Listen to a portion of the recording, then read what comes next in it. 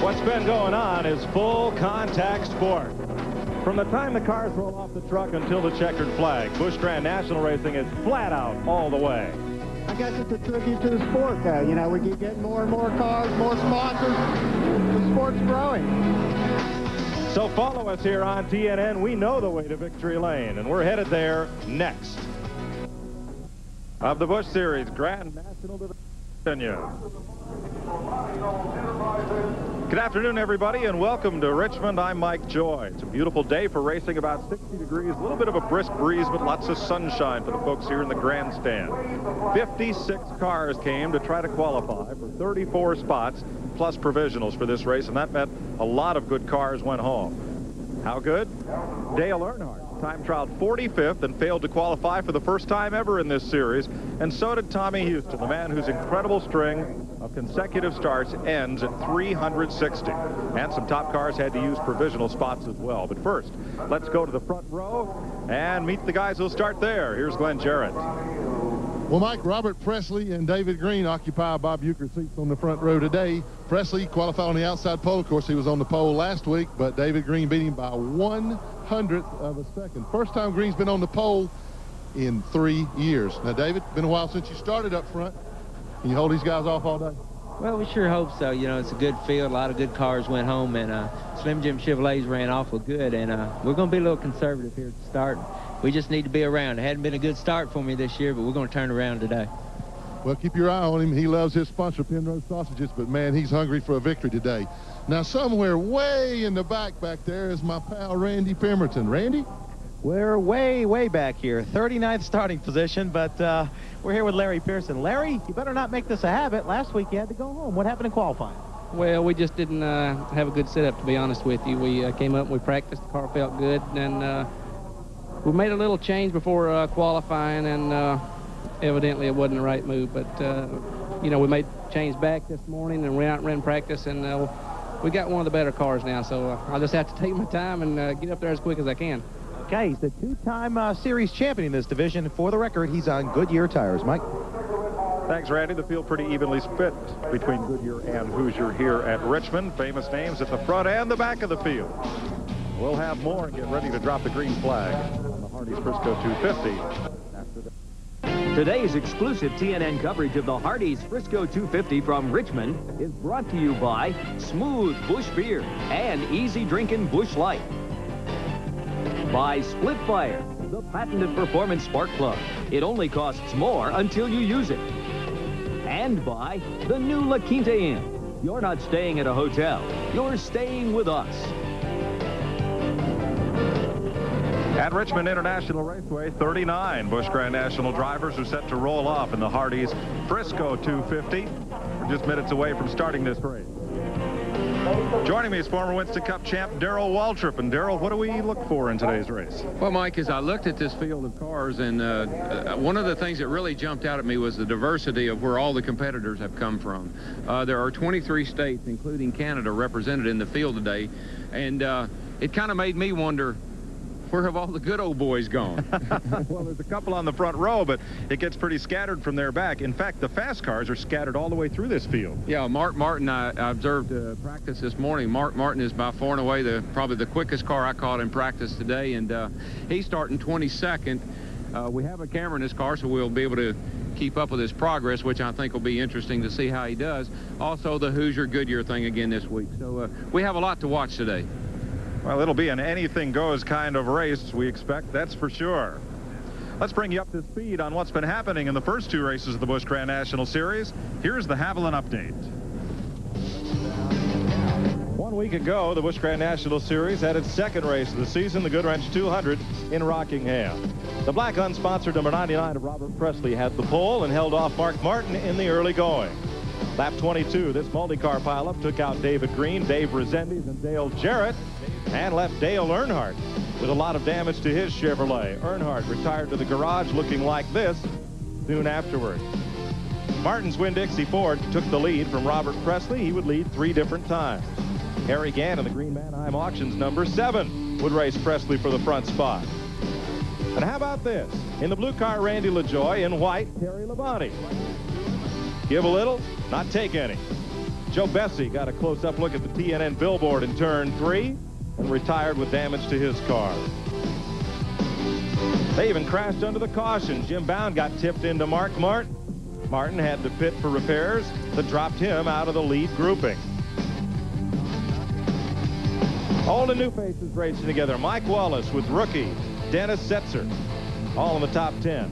Once Hermie Sadler got rid of the Saturday paper, he finished third, while Terry Labonte's MW Windows Chevy led Harry Gant to the checker by this much.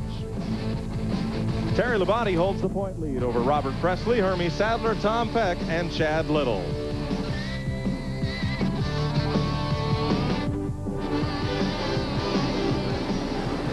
That's the way things stand coming here to Richmond International Raceway. This fast 3/4 mile oval. It'll play host to the Busch Grand National and Winston Cup and a lot of different racing series this season. We'll take you through the starting grid in a moment. Stay tuned. Don't go away. We're fixing to show this 44 car how to go around Richmond Speedway. Introducing the Grand Marshal of Fire Engines here at Richmond. And with the command given, we'll have a look at the starting lineup for today's Hardees Frisco 250. Brought to you by Sears Die Hard. David Green erases Harry Gant's track record set in 1988. Robert Presley, winner here in 92, shares the front row. Joe Nemechek, 1992 Busch champion, inside row 2 in his own car. And Randy LaJoie, who ran 4th last week at Rockingham. In row 3, Kenny Wallace was the runner-up here 2 years ago. He'll start 5th. Jason Keller, youngster from South Carolina, had a great run. He starts 6th. 7th is last week's winner, Terry Labonte, and the current point leader. 8th, the 4-time winner in Busch runs here at Richmond, Harry Gant. Going 9th, Jimmy Spencer makes his 5th Busch Series start at this track. And in the 5th row, Roy Payne has his 2nd straight top 10 qualifying effort. Row number 6, Shauna Robinson has a good qualifying run in the Ed Ferree car.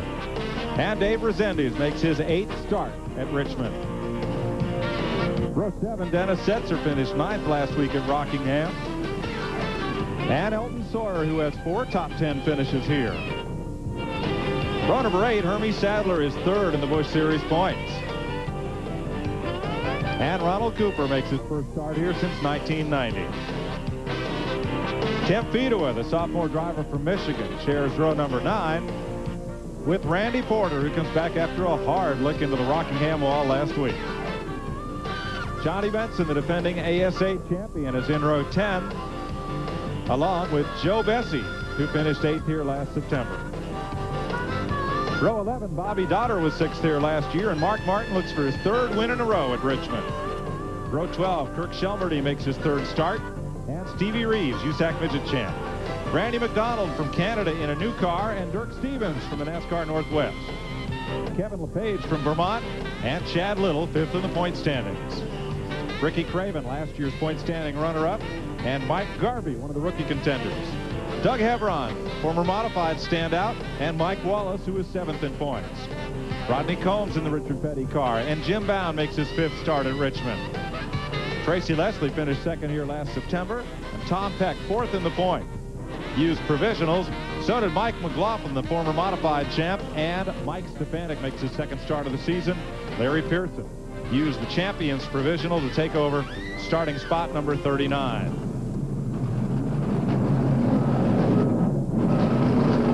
Begin to roll off for the first of the pace laps. And we ride along with Mark Martin today, the Winn-Dixie Ford. There's the race cam over Mark's shoulder. Giving you a look at what he'll see of Richmond Raceway. Right now he sees Joe Bessie straight ahead. And look at the other business end of Mark's operation. That's the foot cam, Mark's Winn-Dixie Ford. And also the rear bumper cam will be mounted on Mark's car. That's Stevie Reeves, you see just behind Mark. Richmond International used to be a little flat fairgrounds half mile, but now it's nearly super speedway status, 3/4 of a mile around. 14-degree bank in the corners, 8 degrees down the front stretch. Just a little bit of banking for drainage in the back straightaway.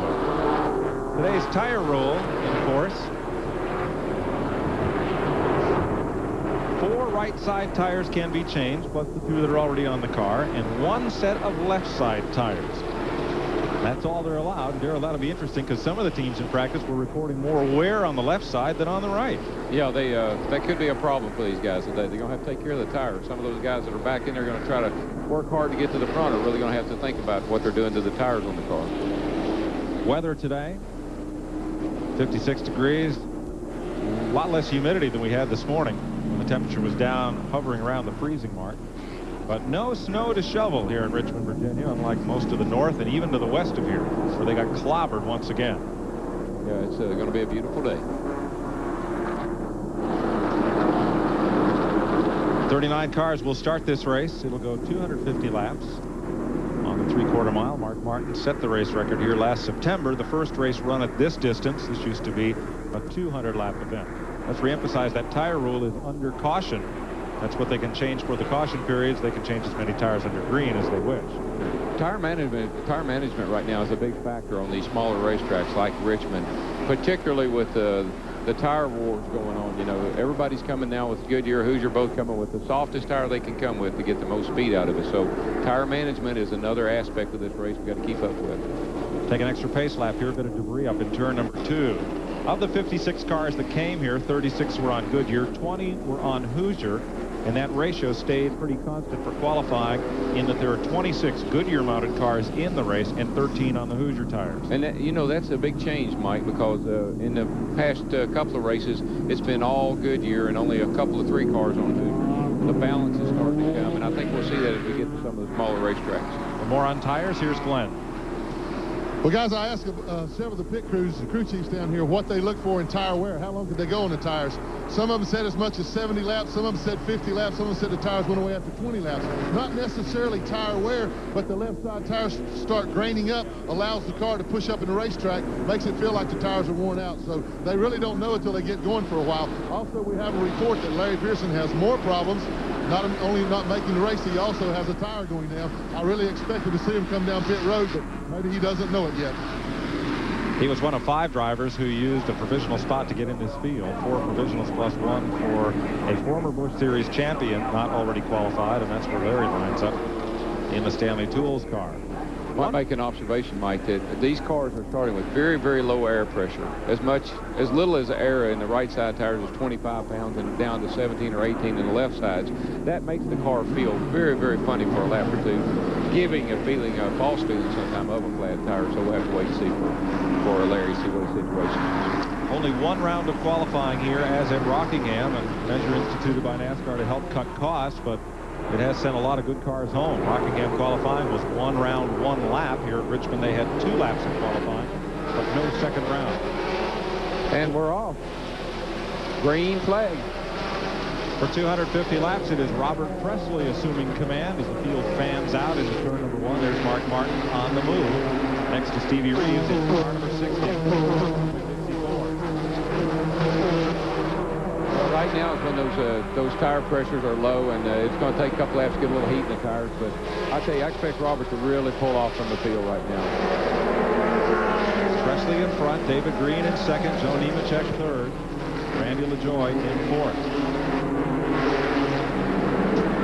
You know, Mike, right now is you can get on that outside. If your car is hooked up real good, you can really make some forward progress if your car will hook up on the outside, because everybody's really hugging that yellow line right now. 3rd race that Robert Presley has led at Richmond. Let's show you what happened on the start here. A little replay. Watch Mark Martin in number 60. Ooh,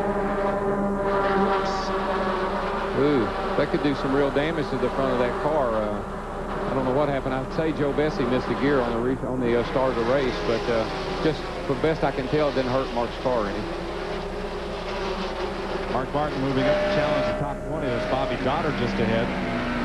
You see him taking that outside look, Mike. Right now, like I said, if you can get hooked up on that outside, you can really move forward in a hurry. Martin trying to do that. Bessie is just ahead of him. There's a theory that a lot of racers use about the outside. It is quicker sometimes, but the guy on the inside has the advantage of 4 more wheels if he has a problem. 8 wheels corner better than 4. 8 are better than 4. Bessie now on the bottom, and there's a look out the rear-mounted bumper cam of Mark Martin's car at Bobby Dotter. Go back up front. Have a look at your leaders. There's a change there as Joe Nemechek drops into second spot. He's going to run about 10 or 12 Busch races this year. They painted the car in that shade of blue, and their Atlanta car will be black. They said they ran out of blue paint. Well, he was quick in practice this morning. I tell you, I'm surprised that David Green is hanging with those two guys the way he is, because in practice this morning he seemed to be a little slower than they were. Right now he looks as good, but that 20 car is quick and that 8 car is quick also. So the cars that were good in practice this morning are going to the front and taking off and leading the rest of them. That 8 car, the black car, fifth in line is Kenny Wallace, the TIC Financial Ford. Here's Martin working under Tim Fedowa now for a top 20 spot. Yeah, Mark will march right to the front. I don't think that little bump he took on the start will hurt anything, and that car is quick, and the thing about it, it stays quick. It doesn't slow down. Martin moving on Ronald Cooper out of Georgia in the Johnny Cotton Chevy. He's now running 16th after starting 22nd. We'll be right back.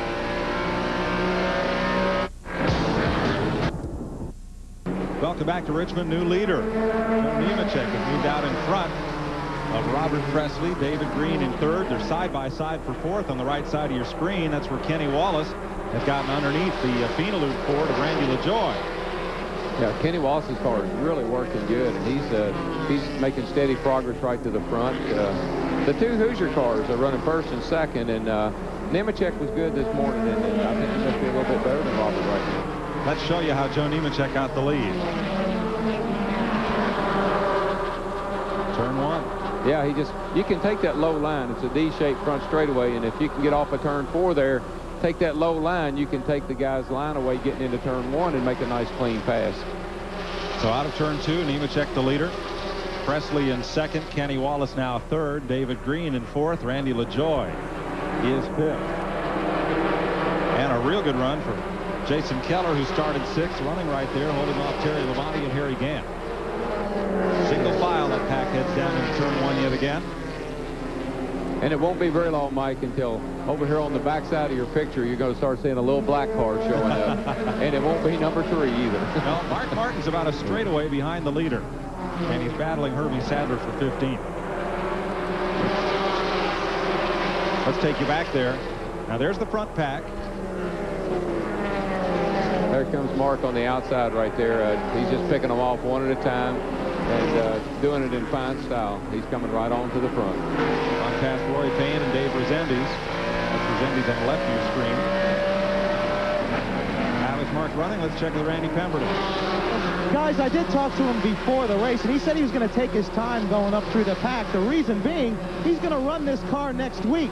It's not that he loves it so much, but it's the only car that he has that will work for him. So he's going to use this car next week. He's going to take his time. Heck, he's doing a heck of a job. He's up almost inside the top 10 after starting 27th. Yeah, look at Kenny Wallace. He just worked his way right under Robert Presley there, and that little Ford's working pretty good right now. I'm telling you, I think he'll have the lead here before long. Worked real well last week until it expired. Yeah. You know, that's a shame. Those are good guys, and Kenny's doing a great job in the car. But the thing has engine failure too regularly. It seemed like almost every time it gets to run real good. I know last year with Burton driving the car, same deal. That's the 8 car, Phil Martossi out of Nashville. Kenny Wallace driving. Back at 4th place, Randy LaJoie is now trying to hold David Green. Jason Keller, the green car of Harry Gant, and Terry Labonte right there. Boy, Labonte's been strong. I'll tell you, they got that little Busch car really working good, and of course, these kind of races are ideal for Terry Labonte. He is not a real hard-charging, aggressive type driver, and when tire management is a factor, I believe Terry Labonte's at his best. He is the Busch Series point leader, car number 14. Gant had a look underneath there on Jason Keller, left him just a little too much room. Let me just say, Mike, I don't mean that Terry drives hard. He'll drive as hard as anybody, but he's also the kind of guy that he owns that car. And so he's going to drive it with a little bit more care than maybe somebody that didn't own it.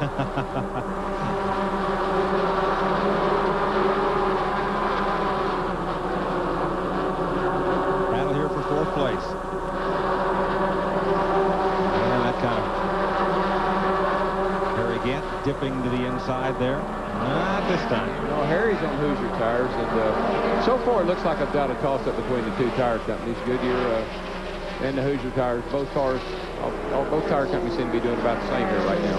There's another man on the move. Mike Wallace has just gotten through this whole pack of traffic in Barry Owens' FDP Brakes car. He started back in 32nd and is now running up to 15th. Well, that's a great move, and of course, if you get a shot at the right side of that thing, he didn't do it without a little finesse. He worked his way up there. Right, he earned it. He's about 10 seconds behind the leader. That's a good car, and Mike does a good job in it. That car is capable of winning this race. Wallace, the middle of the Racing Brothers. Here's the battle for 6th place. Harry Gant keeps shoving that nose underneath Jason Keller. Now he's under. Yeah, Harry's car looks like it's running awful well to me. He did in practice this morning, and I got on him last week about that thing skipping on him, that old bad carburetor he had on there. And I think he may have gotten it fixed. Look like he's running awful smooth right now. So far, so good. And our pole setter, he's holding his own pretty well, too. David Green, Owensboro, Kentucky lad there. David Green in 5th place. Oh, up in the wall goes Tom Peck and one other car. That's Mike Stefanik. Stefanik still nursing a fractured ankle from the Daytona crash in the Rexford Galliano Luxair Ford. I don't think he did it any good then, because he hit that thing pretty hard. We can't see the right side of the car, but it went into the wall pretty hard. That'll be the first caution of the day for Mike Stefanik, former national modified champion. He is the track record holder here at Richmond for all cars. Did it in a NASCAR modified. Let's see if we can figure what happened. It already had. Yeah, it looks like he got the car spun around, and Tom Peck went between he and the wall. So both of them did a really good job for that not to be any worse than it. Well, as I say that, I look at Tom Peck's car, and it took a pretty good lick right there. Stefanik is on pit road. There's been a debris up there. That's the rear bumper cover off Tom Peck's car. Mike, if you watch the modifieds run here, which they do occasionally, and you see Stefanik and Mike McLaughlin, the way they run modifieds around here, you'd think they ought to be able to lap the field in just about anything they set down in. They put on one whale of a show in modifieds here, but both of them, in all honesty, are struggling just a little bit with these Busch cars. Well, the Busch cars are some 700 pounds heavier than the modifieds, and they have narrower tires. A whole different kind of car to drive. We'll talk about that when we come back after this word. Come back to Richmond, Virginia. Mike Joy with Darrell Waltrip. Glenn Jarrett and Randy Pemberton on pit road today. We're under the first caution of the day for Mike Stefanik's spin after a contact with Tom Peck. Next week, a TNN special will be at Daytona International Speedway for Bike Week 94 and bring you the Daytona 200 live. The Superbikes, kind of the stock car racing of the motorcycle racing world, where they put on a great show. I tell you, I don't know how those guys ride those motorcycles through the trial at Daytona on 2 wheels at 180 miles an hour. I had one of them one time tell me, I said, what happens when that thing gives you a problem or anything goes wrong with it? He said, it spits you right over the handlebars. Yep. And it does. It'll do it. Say hi to Buddy Baker, who will be with us through most of these telecasts on TNN this year, but he had a full house at the Buck Baker Driving School in Rockingham this weekend, so Buddy's tied up playing professor this weekend. We'll see him at Martinsville in 2 weeks. Entrepreneur Baker. Yeah. Well, guys, we're in Tom Peck's pit. You can see the damage on the car there. The whole rear casing of the car is gone. What they're working on right now is just trying to keep the fenders off the tires. He has radioed in and said that he thinks that the toe end's knocked out. I don't think they're under the hood right now. I don't think they're going to have time to adjust it. He wants to get back out before the restart, maybe on the next caution. Right now, they're just trying to keep them going best they can. Restart green flag, and Peck will beat these cars to turn 1, but may get lapped in the back straightaway. Yeah, he probably will. Mike, now it's kind of a time when everybody gets their second breath and says, well, my car's pretty good, or I need to make an adjustment or whatever. And also, the tires take a little different attitude at this point in time. Mark Martin back straightaway, working rookie driver Dennis Setzer, the Alliance Training Center's number 59. And it looks like Mark's going to follow Terry Labonte back up front. Dennis Setzer was doing a good job in that car today. Good to see him running well. That's a good car, and he can. We know he can get the job done with everything. Yeah, I think Tom's got a lot of damage. He's probably going to have to bring the car in to work on it. field streams by him. This battle continues, and they trade a little paint there. Yeah, I think that's that 8 wheels versus a 4 theory I think Mark was using then. And look at this, Jimmy Spencer in a Pontiac right behind Mark Martin. Well, Mark's got his hands full. Coming and going. He's got it coming at him both ways. Dennis Setzer, he's putting that car down on that bottom yellow line, and that thing looks pretty good right now. That's right. Setzer's repassed Martin. Here's Martin going to the outside, and David Green dropped 2 spots on the restart. Harry Gant and Jason Keller got by the Slim Jim 44. What happens, Mike, is, as I said, under the caution, the tires cool back off, the tire pressure drops down a little bit, and also the tires go through a little bit of a curing process after they've been run 20 or 30 laps and they're cooled off. And the cars do make they make big changes after a caution. Some for the better, some for the worse. Sure. Now it's Terry Labonte, who was so strong in the early run, and now Labonte's going to give up a couple of spots to Mark Martin and Dennis Setzer. Yeah. It just kind of goes that way. And the tires are so finicky right now because they're so soft, and everybody's trying to get the most speed out of them. They're also trying to be conservative. I know people get tired of us talking about tires. I get tired of talking about tires. But it's what makes these things go around the racetrack, and tire management is going to be critical all year long. Now here's Setzer coming back up on David Green. Couldn't make the pass that time, and Mark Martin may slip away just a bit here. Yeah, that view seems to be getting a little hard. It's a little harder to see who's behind him, so he's definitely pulling away. 37 of 250 laps complete. 1 caution flag so far. Jason Keller's doing a great job today, Mike. He's held his own. He started 6th, and he's running right there. And of course, there goes Mark by him on the outside, but still, he's doing a really good job in that car today. Good run for the young driver from out of Greenville, Spartanburg area. Martin up on the outside. And comes right up against Randy LaJoie.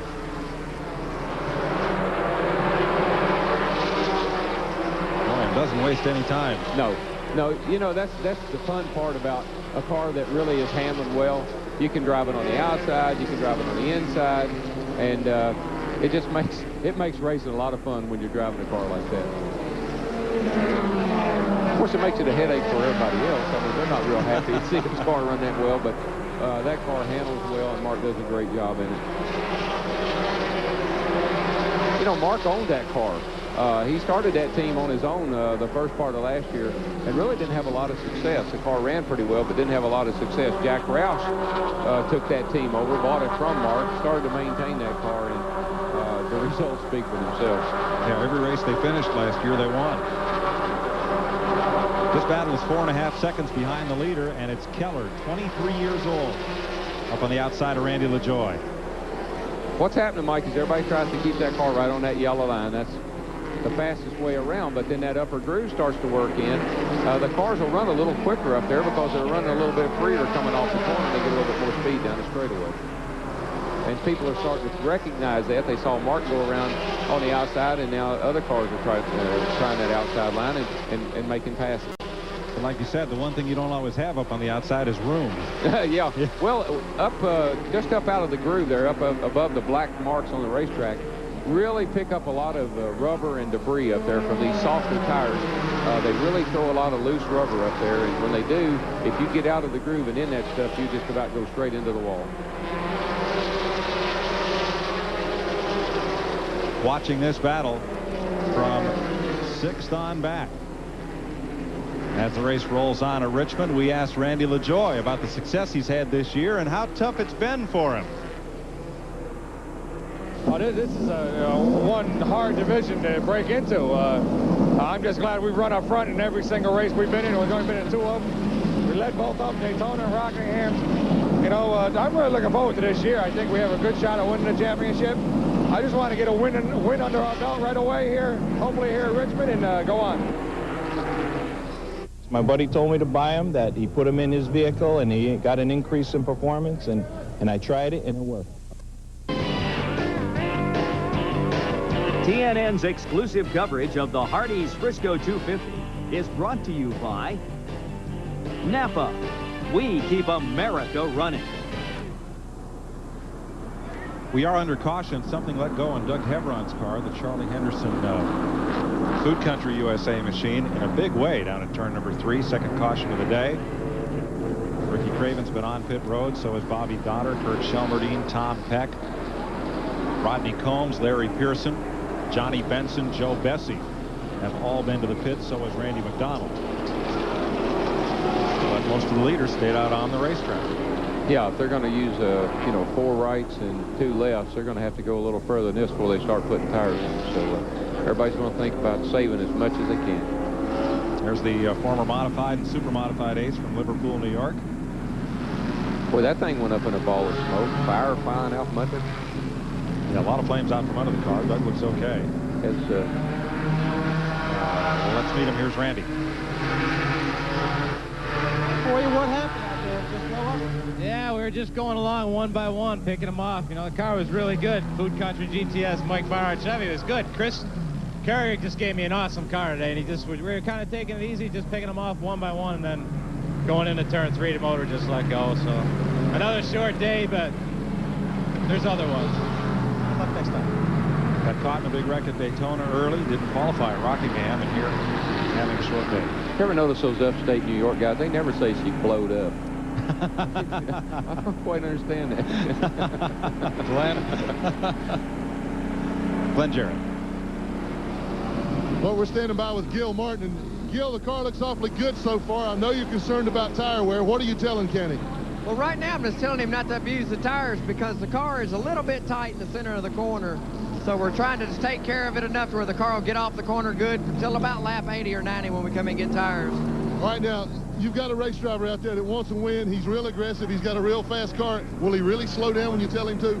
He won't slow down, but hopefully he'll take care of it just a little bit because he was eager to get up there to the front, and I know he wants to lead. Well, he does. He's got an awfully good race car. Like he said, they're looking for tires around lap 80 or 90. Reminds me of a quote from a championship year Darrell Waltrip when he said, you got to learn to drive slow to be fast. That's right. We'll slow down and go faster.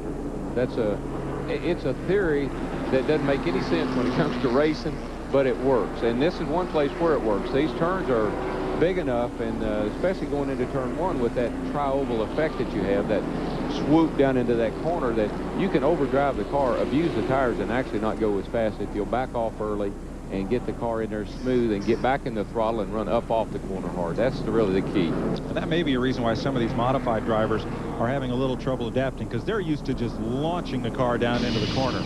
Yeah, that and the fact that they need about a 15-inch right rear tire. They'd be ready to go. That helps, too. We'll be right back to Richmond. When you're a child on wheels, it seems like there's always someone or something there to stop you. But when you're an adult, you can't always depend on that, which is why it's nice to know that no matter what you drive, import or domestic, you can depend on Pep Boys for the best brakes at the best price. And people who understand that there will always be times when you need someone to rely on. So when you need brakes, come to Pep Boys and drive away happy. In New Britain, Connecticut, people don't need a Wall Street genius to tell them where to put their money.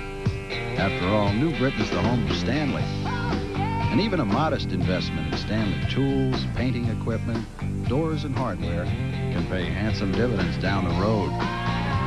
So before you sink a nickel in municipal bonds or soybean futures, how about a new Stanley garage door?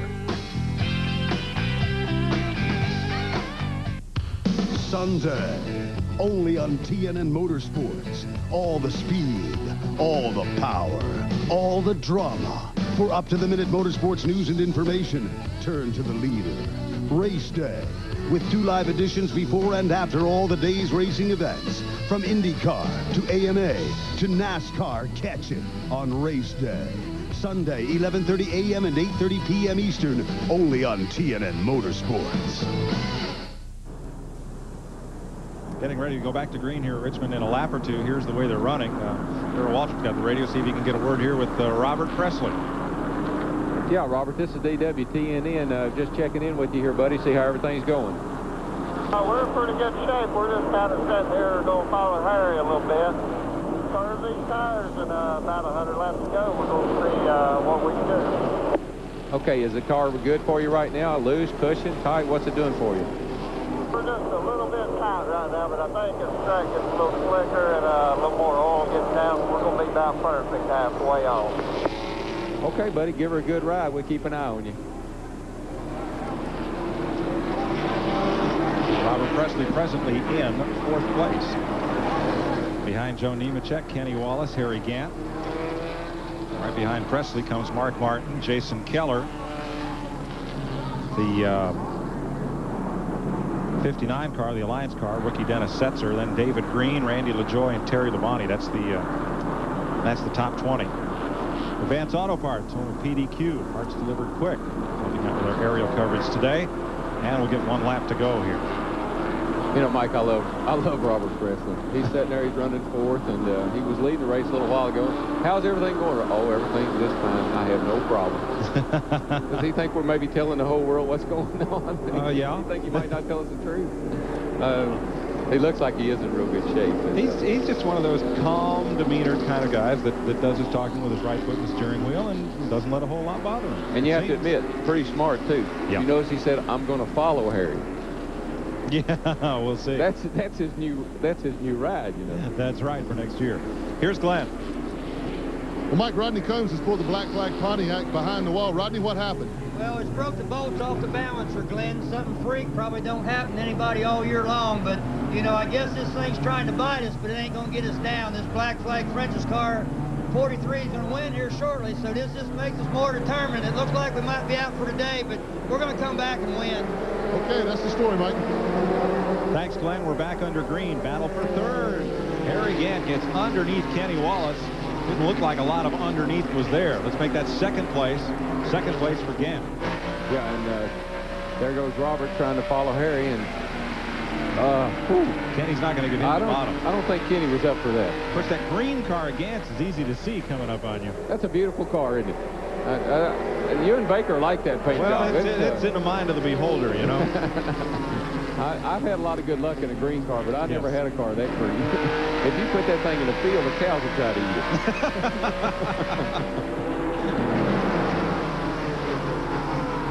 Another near miss for Mark Martin on that restart. That's just Mark's car is just too fast. He gets going too fast, faster than the other guys do. Whoa, that doesn't have anything to do with the car there. He got against the fence there. Running okay now behind Setzer and in front of David Green. What happens, Mike, is a lot of times under caution, these cars pick up a lot of debris on the tires, and it takes a lap or two to get it knocked off. Good battle here. Randy LaJoie fighting with Terry Labonte. Labonte in 14. Herbie Sadler in the picture. Yeah, you know, last week Labonte and LaJoie were fighting with each other too, and that was exciting to watch. Well, we saw it in our Haviland update.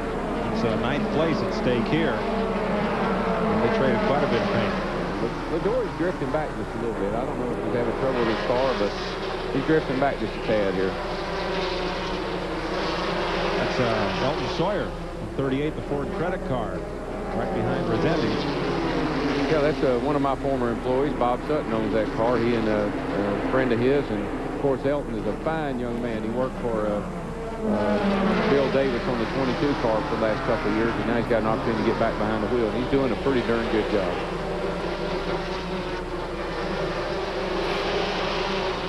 Kevin LePage now around the outside of LaJoie.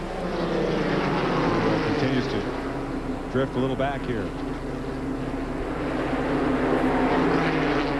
Joe Nemechek up front. We'll give you a Napa Field standing update. Show you where your favorite driver is after 58 laps. Mark Martin around Jason Keller. I think Mark had a little build-up on those tires, and I think the car's obviously hooked back up now and going to the front again. But we got us a tremendous race back in the field here.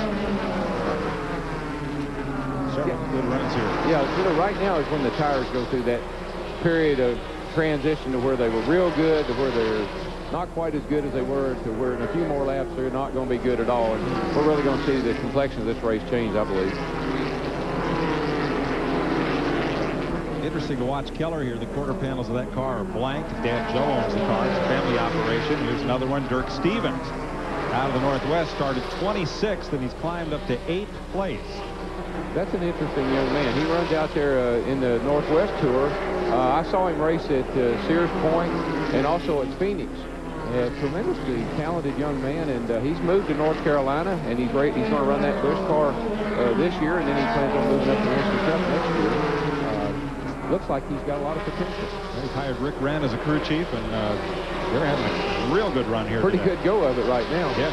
But look at those two cars completely unsponsored, and yet a lot of good sponsored cars went home from here. Yeah, well, sometime when you're unsponsored, you give it all you got and a little bit more, and you give somebody else's too. So right. Mike Stefanik back in the race after that spin. Brought out the caution at lap 28. You know, that 35 car, for a car that had a broken rock arm, maybe they went behind the wall and repaired it, but right now he's running pretty tough. 2 laps down. But still in the hunt. Randy Porter. Track gets slick, tires get worn down. Sometimes losing a cylinder can be an advantage, believe it or not. Well, all that power's no good if you can't get it to the ground. That's the whole thing. He can run the thing wide open through the corner and get the gas pedal wide open quicker than the other guy can. He's going to pass our leader here before too long. There's Dirk Stevens. That's a Ford. Here's a look at his progress through the event. He started 26, just started and kept on coming. Yeah, he has made great progress. That's a great run for him.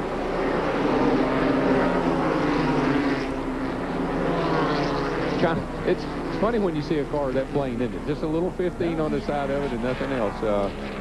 Makes you wonder. But there are a bunch of them. There's David Green, working underneath Jason Keller. Boy, did they ever get close. I didn't realize we got that close. Closer. I guess so. They didn't touch, so they're not as close as you can get. I think David Green's driving a good, smart race, too. He's not abusing the car, and he's still right there, kind of holding his own.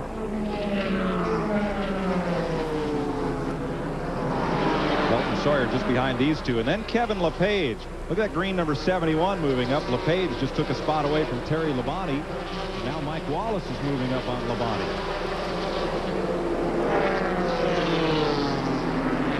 Yeah, Terry's opening the door. There's going to be a whole bunch of them go by him here if he doesn't get that thing back down on the inside. Dave Resendiz with the T Ford. Yes, Resendiz. Last week I had a terrible time getting his name out, and I know him very well. It's Dave Resendiz. And I apologize, Dave, for not being able to say Resendiz last week, but I was nervous.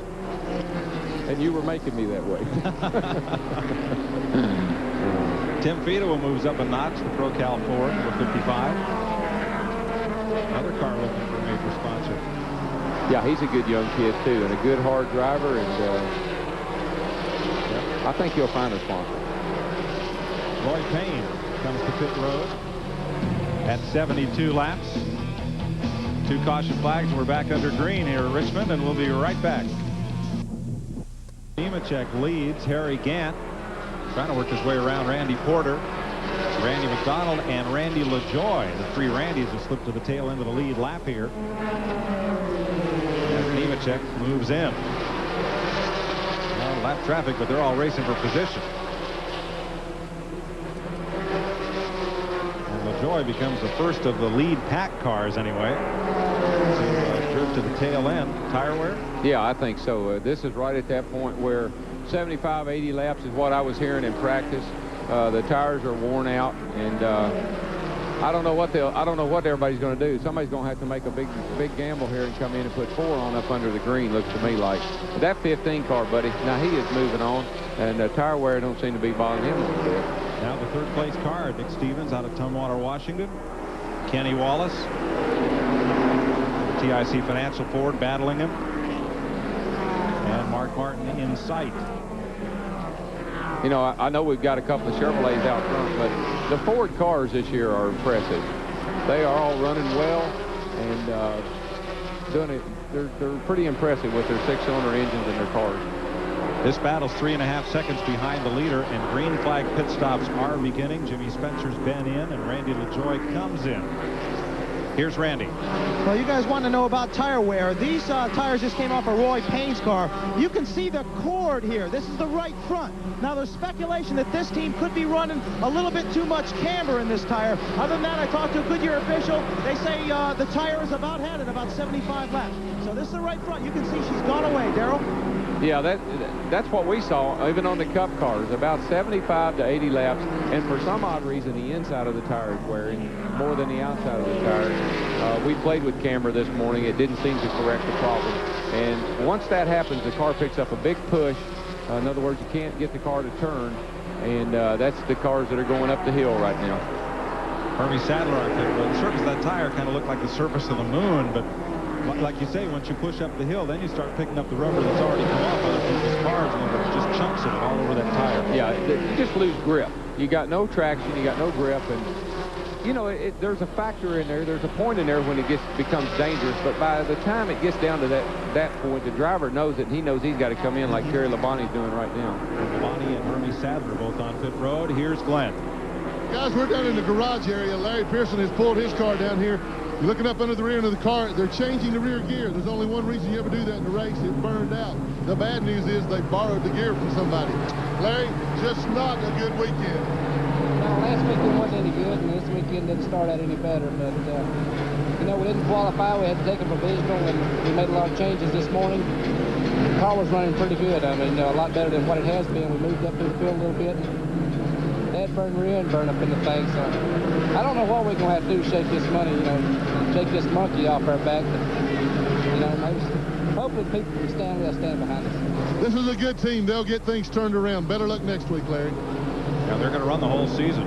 Tracy Leslie and Ricky Craven come in for tires, as does Mike Wallace. If you joined us late and you're wondering where Darrell Waltrip is, he did not qualify. Time trialed 45th, first Busch race he has ever failed to qualify for. Dale Jarrett also went home. You're exactly right, Mike, but it was this race last fall that I didn't qualify for. This is the only Busch race I ever missed, and this is the same way Earnhardt was this time. He didn't make the race. See, I was going to tell you, I looked down through here and I saw Doug's, and I saw David's, and I saw Dennis's, and I saw Dirk's, but I didn't see a Dale anywhere. Dale Jarrett or Dale Earnhardt. Here's David Green, driving for Bobby Labonte in the Slim Jim Chevy. And this should look like most of the pit stops we've seen so far. Yeah, then most everybody will probably take two right side tires just because they can get them on and get in and out a little bit quicker than if they tried to take four right now. Oh, they're going for four. They took around the wedge out of the left rear. Car must, you know, it's a little tight. Of course, he'd be complaining about it being tight with the tire wear. The front of the car just really takes off once the tires go. And the cars that are on new tires are rockets. Oh, yeah, this is really, it's dangerous to the point to where they're so much faster, almost a second faster than the guys that are on worn tires. And it really makes them try to work traffic in a way that just puts you in jeopardy a lot of times. Chad Little comes to pit road as you're watching the leader, Joe Nemechek. Got Randy Porter right behind him. Porter's car bogged down on the start of the race. They thought they'd broken a rocker arm, but eventually the engine cleared up, and he's running right with the lead pack. Shauna Robinson there in the Polaroid car. Jason Keller just ahead of the leader. And pretty soon you'll see David Green just drive right by this group and Tracy Leslie because they're on new tires. Stops continue. Stevie Reeves is in. Randy McDonald. Mike McLaughlin. And while we were away, Kenny Wallace, Kevin LePage, Mark Martin, Dennis Setzer, Jason Keller all made pit stops under the green. And right now, the front three cars have one thing in common. Yeah, they're on Hoosier tires, and looks like the wear on the Hoosier cars are just maybe a little bit better than they are on the Goodyears, but they can't give up this much speed very much longer. Even though their cars might not be handling bad or the tires may not be worn out, they're giving up too much track position right now to stay out there very much longer. Tough break for Jason Keller. They had a lot of trouble on the right front of that car, and a pit stop took him 47.5 seconds. Now look at David Green, left side of your screen here in 44 as he moves around Tim Fiedel. He's on new tires, and it's a good bit back to Joe Nemechek. You're right, so the cars on fresh tires are just really sprinting away. They are. If you could keep new tires on your car all the time, you'd be a real hero. That's, you know, this is I guess from NASCAR's perspective and the scorer's perspective, this is kind of a nightmare too.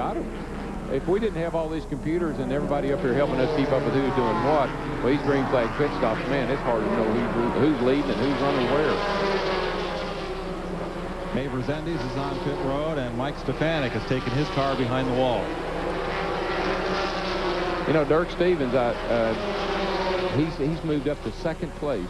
That's him. You see going down into turn 1 right there, and that's just a tremendous run for that young man. Stevens going to run up to 20 of the Busch races this season, contend for Rookie of the Year. They now call that the Winston Transcontinental Series that he used to race in back on the West Coast. Wonder why. 7.5 seconds first to second, back to Harry Gant.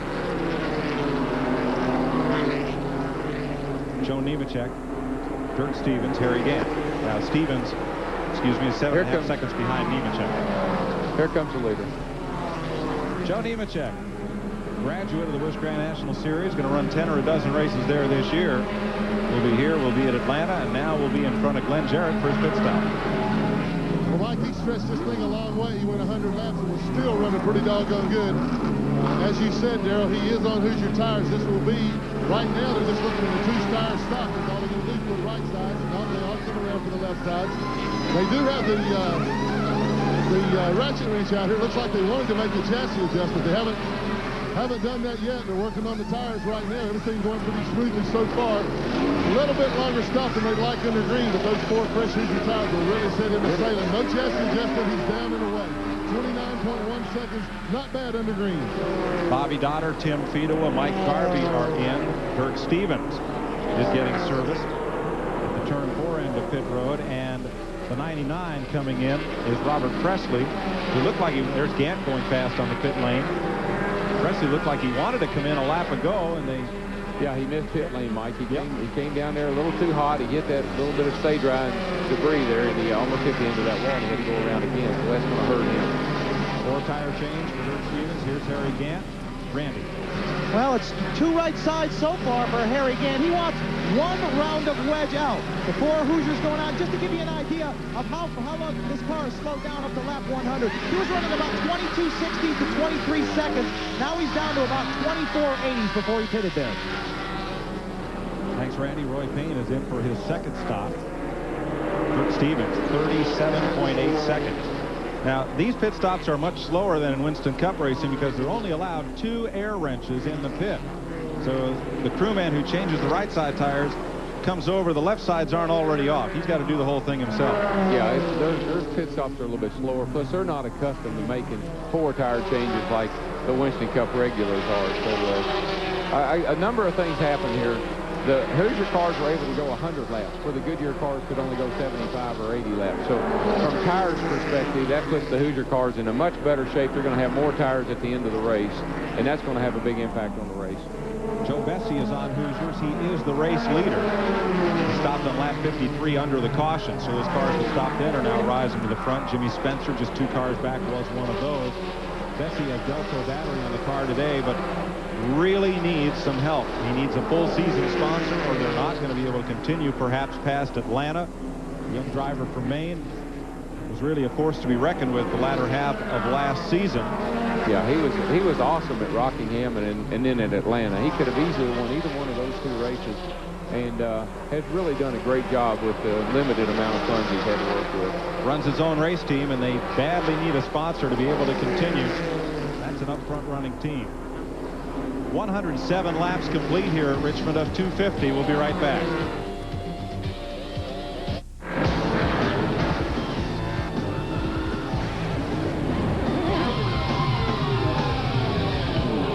If you want to know why most NASCAR teams use a Sears Die-Hard battery,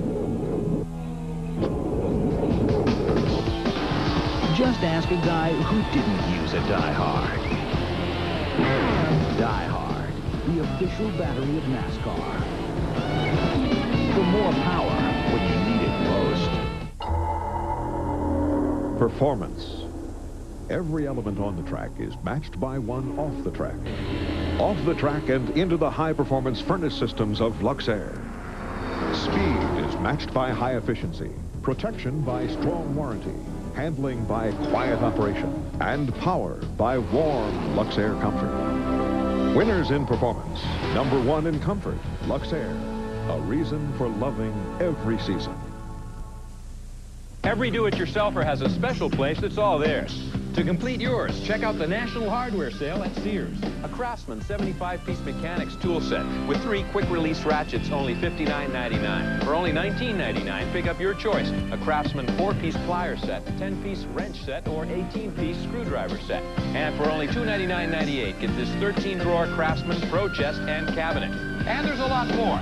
The Sears National Hardware Sale brings America's best to you. What, is this your idea of excitement? Let me tell you about exciting, okay? Driving around a racetrack at over 200 miles an hour, that's exciting. These are just flakes. Well, what do you think? These are really good. They're crispy, too. Really? Yeah, they're mighty good even with nothing on them. What are they? Hey, Charlie. Yeah. Kellogg's Corn Flakes? How could I be so dumb? You got 500 miles to think about it. Kellogg's is proud to sponsor NASCAR champion Terry Labonte. At lap 111, a hard crash coming out of turn number 2 will put us under the 3rd caution flag of the day. Dirk Stevens had spun, and Joe Bessie, the race leader, was trying to miss him coming out of turn number 2. As you can see, did not succeed. No, that was a hard impact. Spotter must not have told Joe that he was there, and man, he nailed him real well, real good. And, you know, the sad thing is, I mean, here's a guy in 97 that we just talked about needing sponsorship. Here's another guy that has no sponsor, and they run into each other. Watch this. This is a hard lick. Gant goes low. Terry Labonte goes high.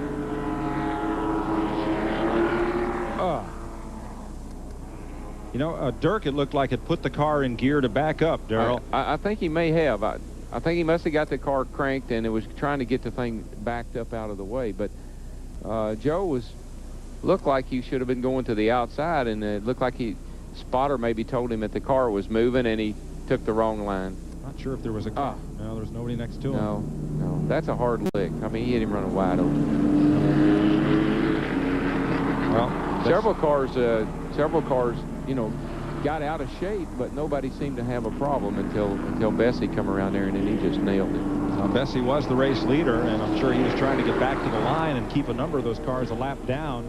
Yeah, that made green flag stops. That's probably was something that he was trying to do, Mike. Come to think of it, he was trying to run back to the caution, not let some of those cars on new tires beat him back, and that's really sad because, like I told you, that's like both those guys are underfinanced, trying to make a good show to get them a sponsor, and it's kind of like playing cards with no money. Don't draw the right card. No. Bessie said in a press release here that Atlanta may be his final event of the season. Running as Your Logo Here Racing. They're trying to attract a major sponsor, although they do have some help from Delco Battery and Hoosier Tires. Pit stops for the leaders now. Here's Glenn. Well, David Green has brought the Slim Jim Chevrolet in for a right side tire change and to fill up with fuel. I guess they decided to take advantage of this caution. Go ahead and use the other two, or the 2 right sides that they can change under caution. In fact, he made a tire change under green, so he's still got a lot of tires to change under caution. But they did only put 2 right sides on, filled it up with fuel, so he should be in good shape. Now, Glenn, that'll leave him a full set, 2 lefts and 2 rights to change under caution. This is his first caution flag pit stop. Ricky Craven makes a stop and rolls back out. Well, Mike, that caution did about what we thought it'd do. It left only a few guys in the lead lap. What do we got? 6 cars in the lead lap, and 31, 56, 60, 87, and the 7 and the 64 in the lead lap. Everybody else is at least 1 lap down. That's unofficial for NASCAR scoring, but that'll be Tom Peck, Ronald Cooper, Mark Martin, Joe Nemechek, Harry Gant, and Jimmy Spencer on the lead lap. We'll sort it out in a moment.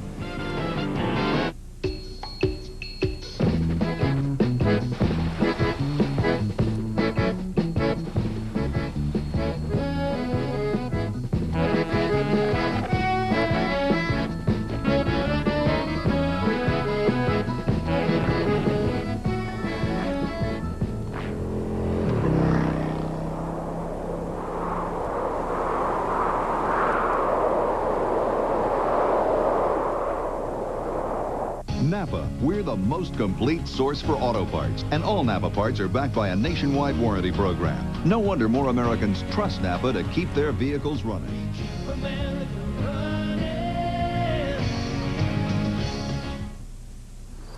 Out there, all that matters is the challenge of the cast. The perfect presentation, the perfect lure. Then it happens. Reel in the magic, Saturday and Sundays on TNN Outdoors. Coming up Sunday morning on race day, we'll have all the latest from Bike Weeks as it gets underway in Daytona. We'll check in on NHRA in Houston, where all new time speed records are expected to be set. Plus, we'll bring you all the news from Richmond, where the Winston Cup and Busch Grand National Tours are racing live. It's all on race day, so join us.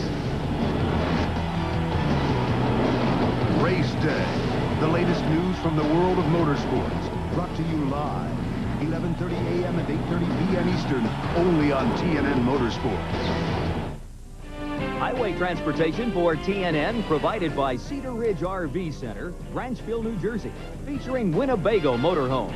Call 1-800-988-4884 and find out why Cedar Ridge is the choice of champions.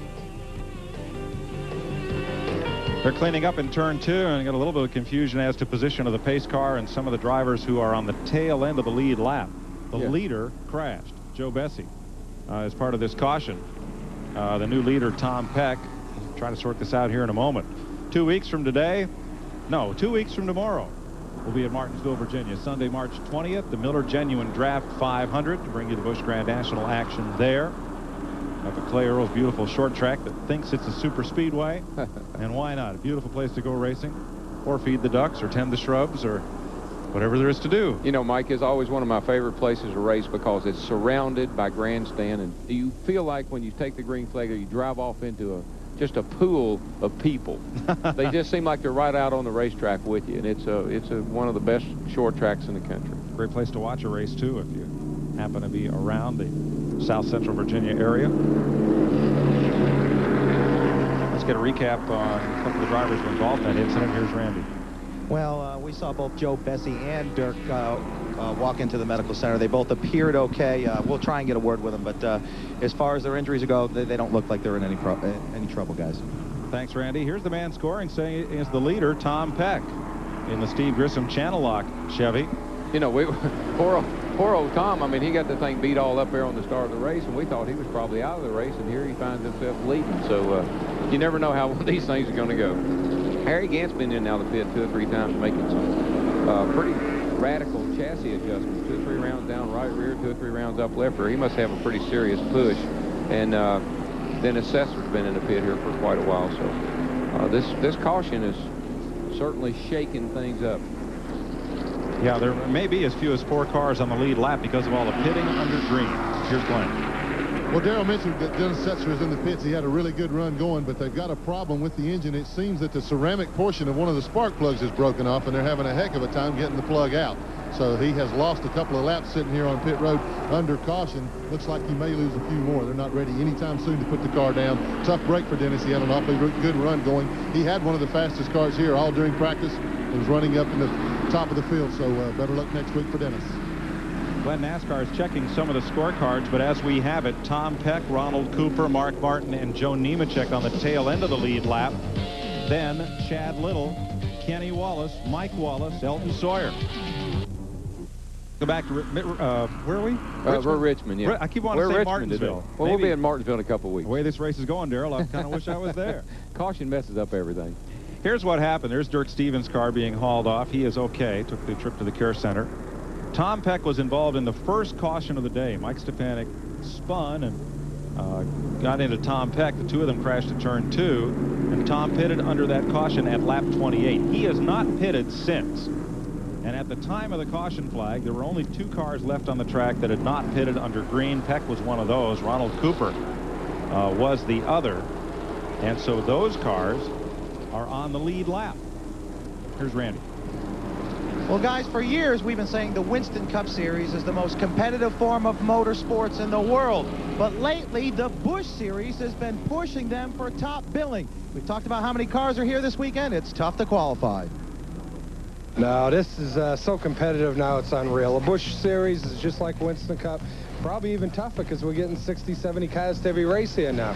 And it's just a matter, you got to have your stuff together. It's my job as Roy's crew chief to give him the best car I can, and then we see what happens. Like I say, 54 cars, 34 starting positions. It's kind of rough. Somebody's going home. The increased difficulty in qualifying can be attributed to several factors. Exposure through TV over the past few years has made the Busch Series a cost-effective way to market products. Less than a quarter of what it costs to run a Winston Cup car. Unfortunately, some of the sport's top drivers have had to pay the price, like Larry Pearson, who did not qualify last week at Rockingham. They were a little upset after qualifying, as was I, but nobody was more upset than I was. But, they put it all behind them. I mean, this week has been great. They've been in a good mood, and, things like that are going to happen, especially when you go to a racetrack and you only get one lap. And, there's no second round qualifying, so there's no room for error. But, I made a mistake, and I apologize to all of them, and they understand that things like that can happen. So, they forgave me, so everything's all right now. Let me tell you who went home this week. Tommy Houston missed it by one spot, and his streak of running in every Busch race since the series was named so in 1982 comes to an end. 360 straight races. David Bonnet missed it by a quarter of a second. Nathan Butke, Dale Jarrett, Indiana Andy Hillenberg, George Crenshaw, Dale Earnhardt, Patty Moise, Chad Chaffin, Marty Truex, Eddie Goodson, Richard Lassiter, Pat Davison from Delaware, Johnny Smith, Robbie Reiser, Ken Wallace, and Kerry Teague all went home. Yeah. And Johnny Smith, whose car burned up during a practice session. Yeah, those guys, there's about 5 guys in the field that are there because of their point standings from last year, plus Pearson on his champion's division. So NASCAR does a great job, Mike, of trying to get everybody they can into the field. The fields are limited, the numbers are set, but they have the provisionals and they have the champions provision as well, so that pays dividends sometimes. Let's update you on Tom Peck's progress and how he came to the lead. Let's go to the pits. Well, this is Brian Frazier, his crew chief. And Brian, are you guys really in the lead lap? Yeah, we're in the lead lap. NASCAR right now is trying to decide if we're the only car that's on the lead lap.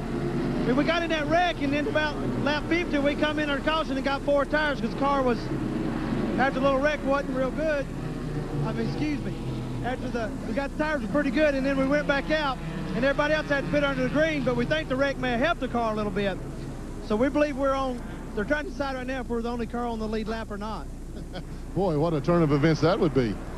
Well, we had that happen in the Slick 50 series. Andy Hillenberg flipped his Sprinter, made a mess of it, and then came back and won the whole show. Worked better after it got bent. Yeah, well, sometimes you learn. We have a theory at our shop. Sometimes you learn more about the car after it's wrecked. Changes the front end geometry. We take them home and really check them over closely after we wreck one to see what's really wrong with it. Sometimes you find out things that you thought were wrong really help them. It's a real science, isn't it, Mike? Yeah. Wreck the car and fix it. Well, it starts out a precise science. It just doesn't always end up that way. That's right. Here's what scoring is giving us. Tom Peck in the Channel Lock Chevy, number 31. Ronald Cooper in the Johnny Cotton car, number 56. Mark Martin, the Winn-Dixie Ford, and Joe Nemechek in the Nemco Motorsports Chevy are on the lead lap. 1 lap down. Chad Little is 5th. Kenny Wallace is 6th. 7th is Kirk Shelmerdine. 8th is Elton Sawyer. 9th is Terry Labonte. And all those cars are 1 lap down. Well, let me say this, Mike. If Joe Nemechek is on the lead lap, he's on the tail end of the lead lap because 31 is the leader. That's right. And Nemechek's in front of him. So in reality, if 31 could pass the 87, 87 would actually be a lap down, it appears to me. Well, let's show a situation from last week that appeared a little bit similar. As we now get 1 to go. Last week they were lining up for the restart. And you'll see Stevie Reeves gets into the side of Jim Bound trying to get into line. He gets into Mark Martin. Yeah, it cost Mark Martin his chance to win because it damaged the sheet metal and knocked it in on a tire and maybe even cut the tire down. I know he had to make an extra pit stop. So things get very tense right now. Lining up side by side, double file restarts. I'm not a big fan of them, but that's the way they like to do it. Now, Tom Peck has not been on pit road since lap 28, 100 laps ago. It'll show here in just a second. Pace car is in. Joe Nemechek tail end of the lead lap. Number 87 will bring them down to the green. The leaders are on the inside row. This is where everybody's trying to get to.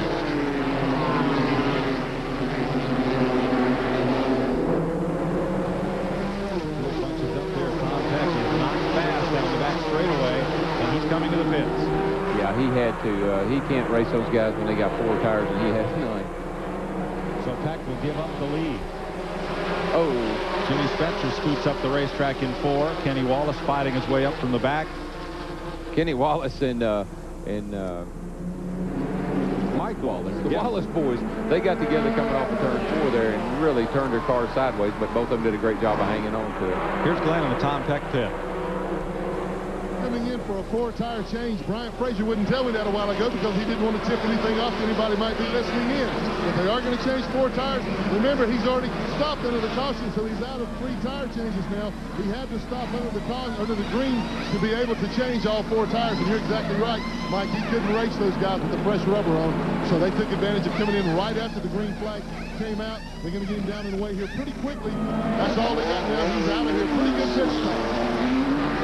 Well, he went a lap down, and, you know, he was a lap down earlier. Maybe it'll work out for him again. Got a car real slow up in the middle of turns 1 and 2. Going to cause a tremendous traffic jam here in a second. Chad Little. Yeah. Who's in 5th place.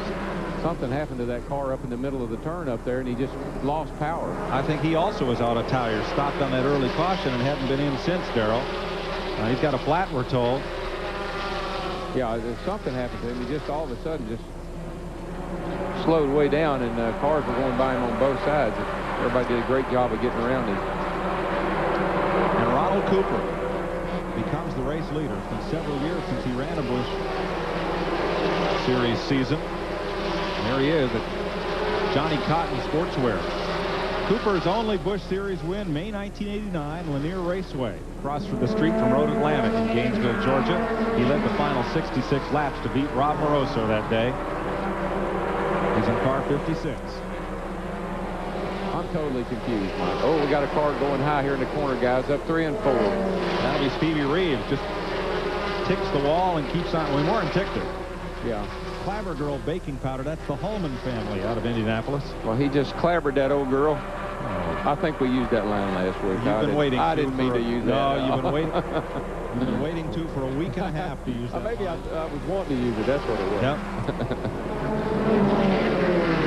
I'll show you again what happened as we stay green. Stevie Reeves. He just got in on the outside, and you see all that dust flying up. That's just loose rubber and debris, and when you get into that, you really don't have much control over the car. These sticky, hot tires just cover that. The tires are covered up with that sand and grit, and they just lose control. Well, the question now becomes, what can Ronald Cooper on Hoosiers do with Mark Martin on Goodyears? They're running 1-2, and Joe Nemechek at the tail end of the lead lap is the only other car on the lead lap. Leaders approach turn 3. This pack just behind them. Mark's closing up on Ronald, and Mark, I believe, probably has fresher tires. I don't know when. Did Ronald pit with everybody else? I think he was in under green. I think he was, too. His dad owns that race team, Lewis Cooper. Jerry Glanville drove a few races for them. Really, really nice people. Really good people, and Ronald's a great young man, and that's a neat sponsor, Johnny Cotton. Mark Martin closing in. Ronald Cooper at the front.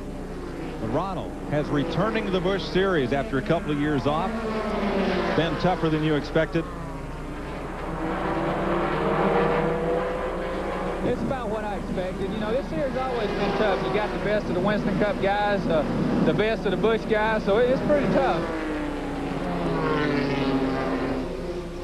This weekend on NHRA Today, we'll have the latest news from the Slick 50 Nationals in Houston, and we'll go behind the scenes of the filming of a McDonald's commercial starring 2 of your favorite drag racers.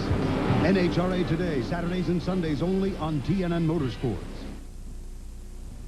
Get ready! DeSoto Speedway, the South's fastest short track. DeSoto Speedway, the South's fastest short track, has something for you every Saturday night. And it's awesome. Late model sportsman, open wheel modified, straight stock, modified minis, your stock minis, and a limited schedule of pro figure 8s. always free parking and great food at DeSoto Speedway. Stock car racing at its finest every Saturday night at 7 p.m. sharp. Great affordable family fun. 8 miles east, I-75 on State Road 64. Be there.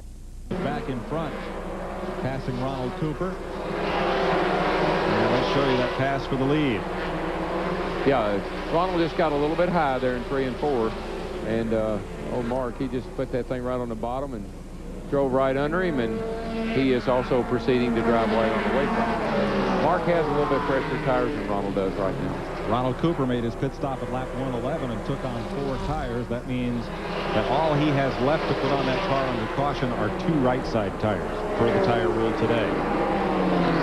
That may not be enough to get the job done. Particularly when somebody like Harry Gann, I understand, is sitting there with all his tires. Everything he put on there. So even though he's a lap down, he's got a good arsenal of tires left. Because of where the caution flag fell, there are now just 3 cars on the lead lap. Mark Martin, Ronald Cooper, and Joe Nemechek. So let's give you a Napa Field standing update when we take you all the way back through the field and show you where your favorite driver's running. When we do that, the first 3 cars will be on the lead lap through Nemechek.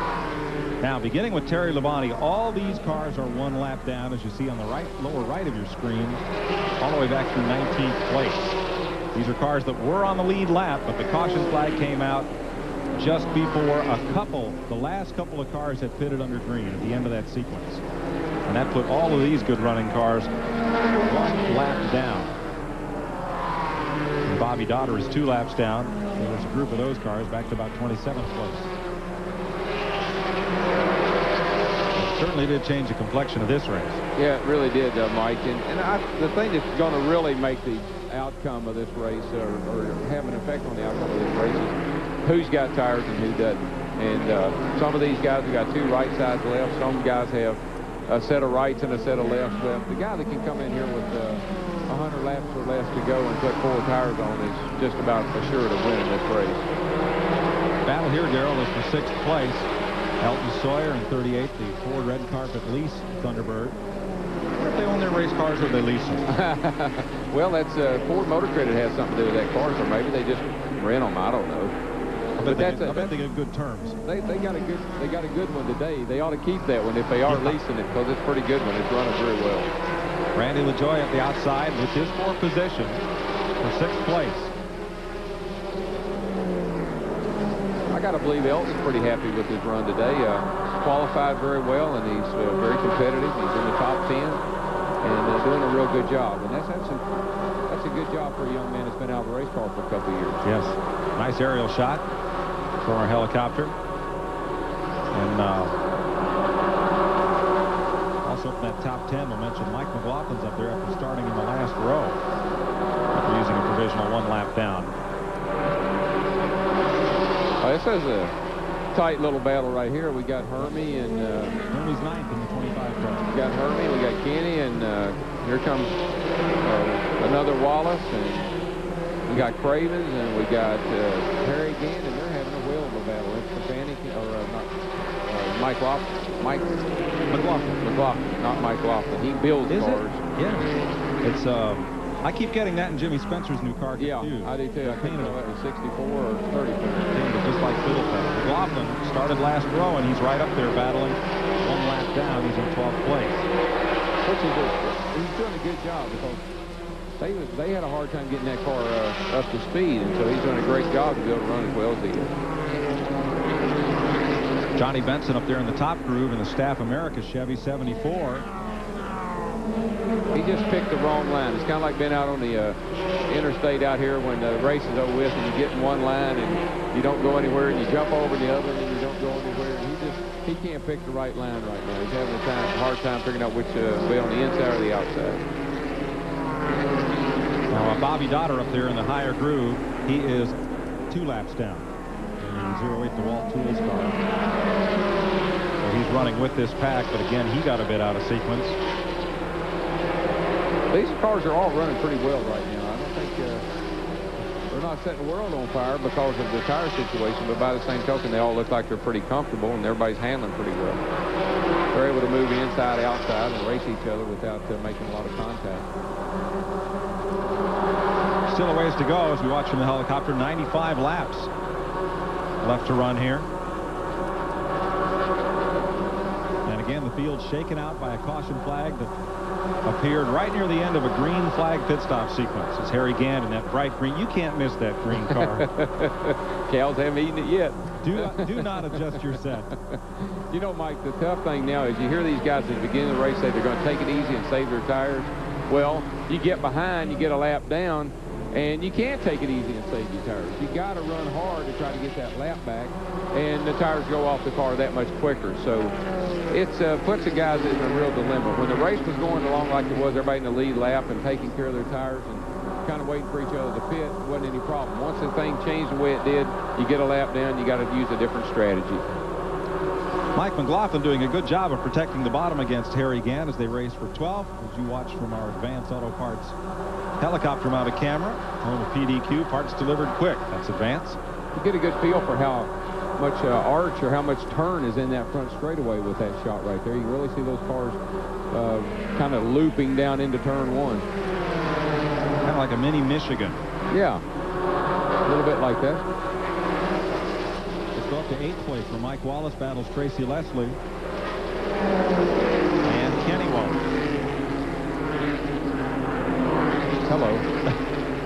That's when you kind of throw your hand up. You probably should get a good shot there. Kenny just threw his hand up and said, "Oh, excuse me, I need it in there." After that by the 35 of Randy Porter. That 35 car, he's been up and down today. He ran real well there for a while, and now he looks like he's back on 5 cylinders again. So he's having an up and down kind of a day. He's 5 laps off the pace, running 32nd. Yeah. You know, the interesting thing to me, Mike, is I watch these cars, and I know that the tire wear is critical, but the cars are still handling well. They're not all over the racetrack. They're not sideways. They're not running into each other. Even when the tires seem to go away on the things, they still seem to be handling pretty darn good. You got a guy on the inside, you got a guy on the outside, and they're racing each other clean. For 10th place. For 10th place. 1 lap down. 17 cars, 1 lap down. Larry Pearson's back in the race after changing that rear end, but he's a little slow coming up to speed. 161 laps complete. 89 to go.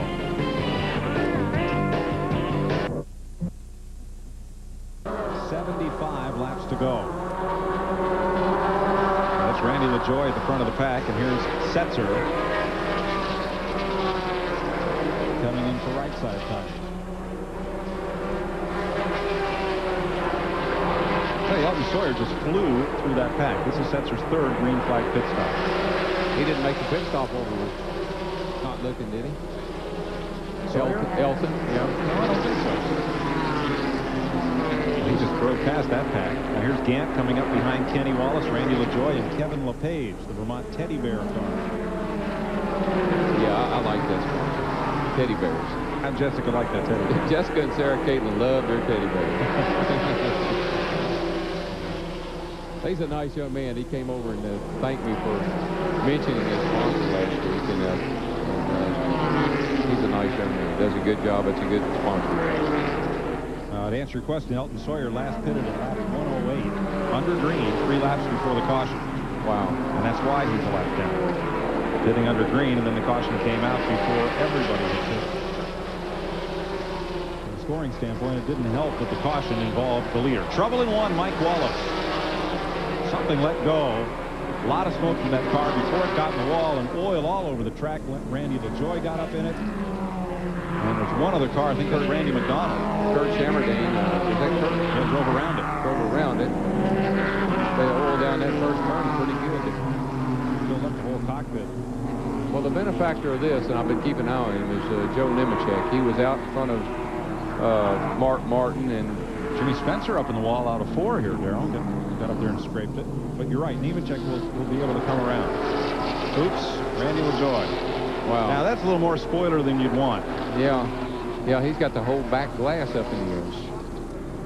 Caution comes out here lap 179. Something big let go on Mike Wallace's car. Yeah, he dropped the engine there and just put oil all over that first turn. Top of the screen. There she goes. And you can see the oil come right out of the engine.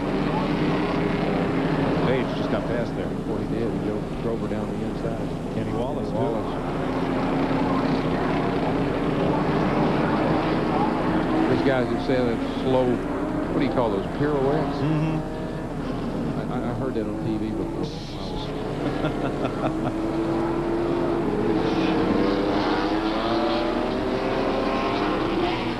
Yeah, all over the steering now. Yeah, he's hit the right side of the car against the wall and just missed little brother. Blown the engine and just ruined his day because he was running pretty well. Ruined his day too. Randy LaJoie again. Third week in a row, they've got a top-running car and run into trouble. Trying to get that back glass fixed. It's going to be a tough day for Randy as the leaders. Mark Martin comes down pit road, and so does Ronald Cooper. This is almost a free pit stop for them. They are those alone. 4 tires that Mark's been saving, that some of the guys have been saving. They'll be able to use them now. Here's Randy. Yeah, it's definitely a free stop for these guys. But even if they had to do it on the green, this is pretty much a Winston Cup type pit crew. They're pretty quick. Now, they've already got their right sides on the 60. They were going to come in on lap 190, so about 9 laps early. The 56 car right sides, there's no way they're going to beat this 6 car out. 23.8. Glenn? Well, the 56 car can only change the right side tires, Randy, so he does beat him out. Remember that it was only a 16.4 second stop. Right side tires got him back out in the lead, but Mark has 4 freshmen. Ronald only has 2. Work continues on Randy LaJoie, and here's Joe Nemechek, who's on pit road, and he's going to need to hurry to get his work done to stay on the lead lap. Remember, he was tail end of the lead lap. There's 4 tires. And is he going to make it? It's going to be close at the end of pit road. There's the line. Here's the pace car. Whoa. Well, he got a green board. Yeah, that was too close for comfort. I saw that happening. He started changing tires when the pace car was on the back straightaway. So I was holding my breath for him because he just got his lap back, and that was going to be close. Just wasn't that they made a bad stop, but he had to come in late because he had to go all the way around and catch up with the back of the field. So he came in and got him on pit lane late, and he almost lost the lap. So we're under caution at lap 182, 4th caution of the day. Mike Wallace apparently blew an engine to trigger that one down in turn 1. We'll be right back. After pit stops here at Richmond, 3 cars are on the lead lap. Ronald Cooper with 2 fresh tires, and behind him Mark Martin and Joe Nemechek, each with 4. Then a lap down, that big group of cars headed up by Elton Sawyer and Kenny Wallace. Tomorrow, race day on TNN is your one source in all of television that brings you all the latest news in racing. Same time, same station every week. And it's race day right here on TNN. Join Pat Patterson at 11:30 a.m. and then an update on all the days and weekends activities at 8:30 p.m. Eastern Time on the Nashville Network. Virginia's for lovers. Yeah, Emporia, Virginia fans. Yeah. They're going to Virginia's for lovers. The governor's tourism office is going to post $10,000 to the Busch driver with the best finishes at the 2 Richmond races, the 2 Martinsville races, and the 1 South Boston race, and that's a $25,000 point deal altogether. Wow, that's pretty impressive. Well, it's a great promotion, and you know, maybe some of these guys that don't have sponsors, maybe they need to go around and talk to their tourism people and see if they want to get involved in racing, because you know, we do have a lot of appeal. Well, you look at this packed grandstand, and that's evidence of it. Draw a lot of folks to the races. Yep. Jimmy Spencer on pit road, the Food City Pontiac. Is Jimmy own that car himself? I don't think so. Dennis Shoemaker is the owner. Shoemaker Racing. He's given her a pretty good ride today. Yeah. He's been right up in the top 10 all day. It's become a grocery getter battle. You know, Winn-Dixie, Food City, Food Country.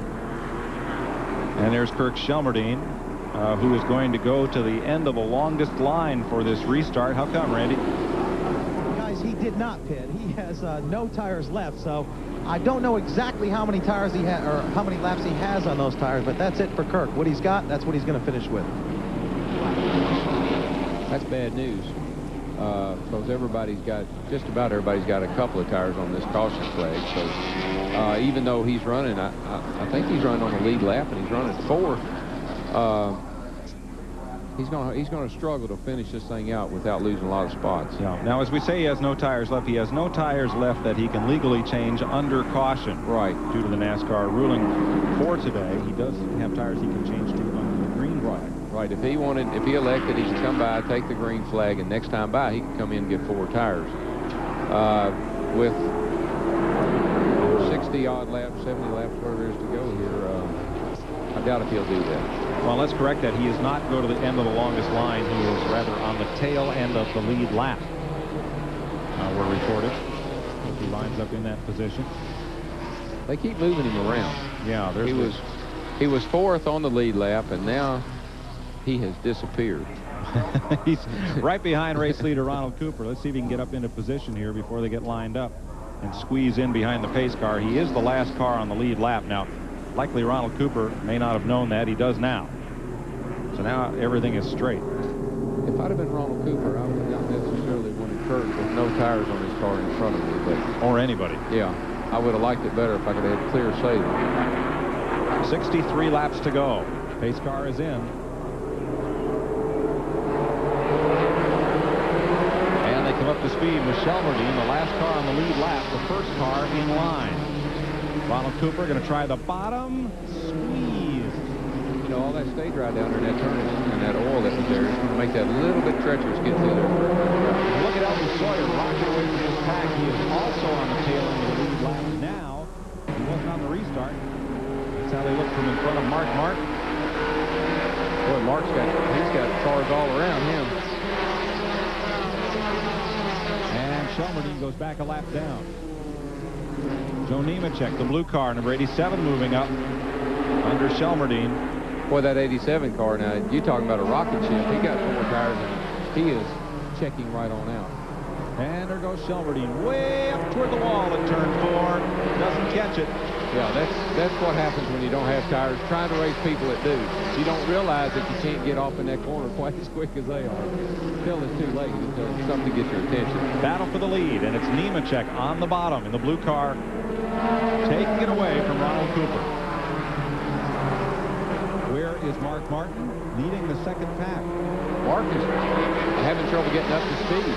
Yeah. He never really got a good restart, and he's just having trouble getting up to speed. That's Nemechek and Cooper. There's Martin's number 60, and he is holding that pack up. Look at Bobby Daughter drive around him. There's something wrong with that car. I believe he either has a flat tire or he thinks he does, one or the other. Look at Kevin LePage, the Vermont Teddy Bear car right behind Martin. He is causing a big traffic jam. Not any fault of his own. He just can't go right now, and he's got people bottled up behind him. There's the page now to the outside. Kenny Wallace going to have a look on the inside. 3 wide into the corner. Now, folks, that was a car that was leading the race just a few minutes ago. He came in, he got 4 tires. I'm not sure what the problem is, but there's got to be one. Well, we'll try and find out. Meanwhile, Nemechek's just stepping away. He has put Elton Sawyer a lap down. Yep. Hermie Sadler goes by. Harry Gant, Jason Keller, Jimmy Spencer, Tom Peck started showing the wear from the early going, but he's done a good job of keeping that thing in the race, and actually led the race at one time with it looking like it does. Peck, after having to make that green flag stop for tires, is 3 laps down. What's the story on Mark Martin, Randy? Well, guys, this could be an embarrassment for this team. They're not sure, but they might have the rights on the lefts and the lefts on the rights. So they're not quite sure. They're checking it out right now. But he's definitely squirrely.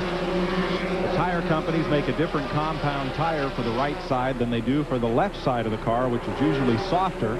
And those compound numbers are marked into the tires. They're not marked left and right. The teams usually do that, but... Well, for them to make a mistake of that magnitude, I find that hard to believe. Tire wear being the way it is, I'm not sure exactly what's going on. You can't imagine that they got those tires on backwards. Now, there's nothing to be gained by Mark stopping. He's the 3rd place car, and he's running at enough speed that he could likely stay out there and hold 3rd place. He's coming in. He just raised his hand up and told the guy behind him he's coming in. He's definitely got something wrong. And he's going to come in and see what it is. This is almost reminiscent of last week for Mark. Yes. Randy is there. Well, Mark has just come over the radio and said, I'm coming in, and I want you guys to figure out what's wrong. Correct me if I'm wrong, Darrell, but is it not illegal to have left sides on rights and rights on lefts? Yeah, that's, I mean, if there's a NASCAR official there, and that is what happened, there'll either be a significant fine or else normally there's a penalty that goes along with it. But they've got to straighten out now. They got the new tires on.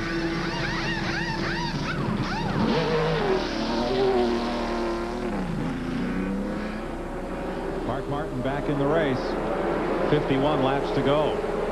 Well, that'll certainly make, that'll get Mark back up to speed, but he lost a lap there in the distance here. He's going to lose about a lap and a half, so caution flag's the only thing that will save him now. Even that may not. Yeah, well, Nemechek's car is real fast. Now, I figured he would be when he put those 4 tires on. He would have been our leader all along if it hadn't been for the caution flag, the fiasco we had there a little earlier. Right. Look at Ronald Cooper tracking Kenny Wallace. Wallace a lap down. Cooper, the second-place car. Ronald doing an outstanding job considering he only took on 2 right-side tires. And he's able to maintain second place there and doing a good job. Cooper, a talented young driver. When he first came onto the circuit, looked like he would become one of the series stars, but was injured in a big crash at Daytona in 1990. Decided to take some time off. Now he's back. Mike Stefanik, another pit stop for the Lux Air Force. And let's show you how Kenny Wallace has come through this race.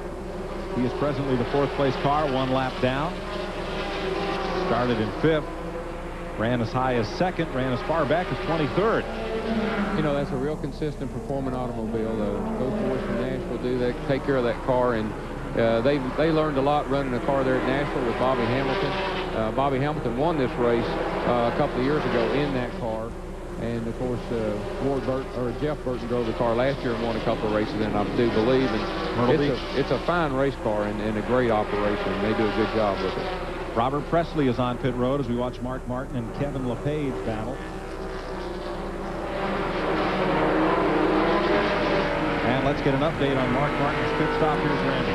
Well, we do know for sure that he had a left rear on the right side, and with built-in stagger, you have to have a little bit more on the right side. That's what makes these cars cut through the corner. So I can tell you one thing, there's a couple of ticked-off guys. One's driving the car, that's Mark, and the other one is Mark, and then the other one is crew chief Steve Neal. They're not talking too much down here right now. Well, when you make mistakes like that, it's that old, what I like to say is, I don't care who beats me as long as I don't beat myself. And basically, that's what they did just then.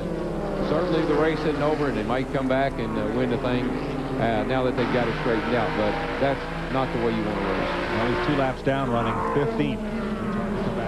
Yeah, it is. But he's got some fresh tires as he moves under Hermie Sadler. Oh, yeah, the car, we know the car is fast, and we know Mark's very capable of making up 2 laps. The question is, does he have time or not? Kirk Shelmerdine is on pit road, getting right side tires. Yeah, poor old Kurt. He took care of those tires. He got every ounce of wear he could out of them before he came in and got him some more. You don't have a sponsor, you got to. That's right. And I'm kidding. No, but he did a great job. He led the race. Didn't he lead under caution there a while ago, or was it, we were kind of wondering if he was leading or not? Tail end of the lead lap. But he hung in there. He was in the lead lap, and they done a great job. And it's going to get him 4 tires and still get him a good finish. This team will do whatever it takes to keep that car up front. They are looking for a major sponsor, however. Tom Peck drove that car last year. Yeah, Carroll 11. That's a very good team. Bobby Goddard comes on pit road, and Robert Presley has also been in for tires under green. 42 laps complete to go.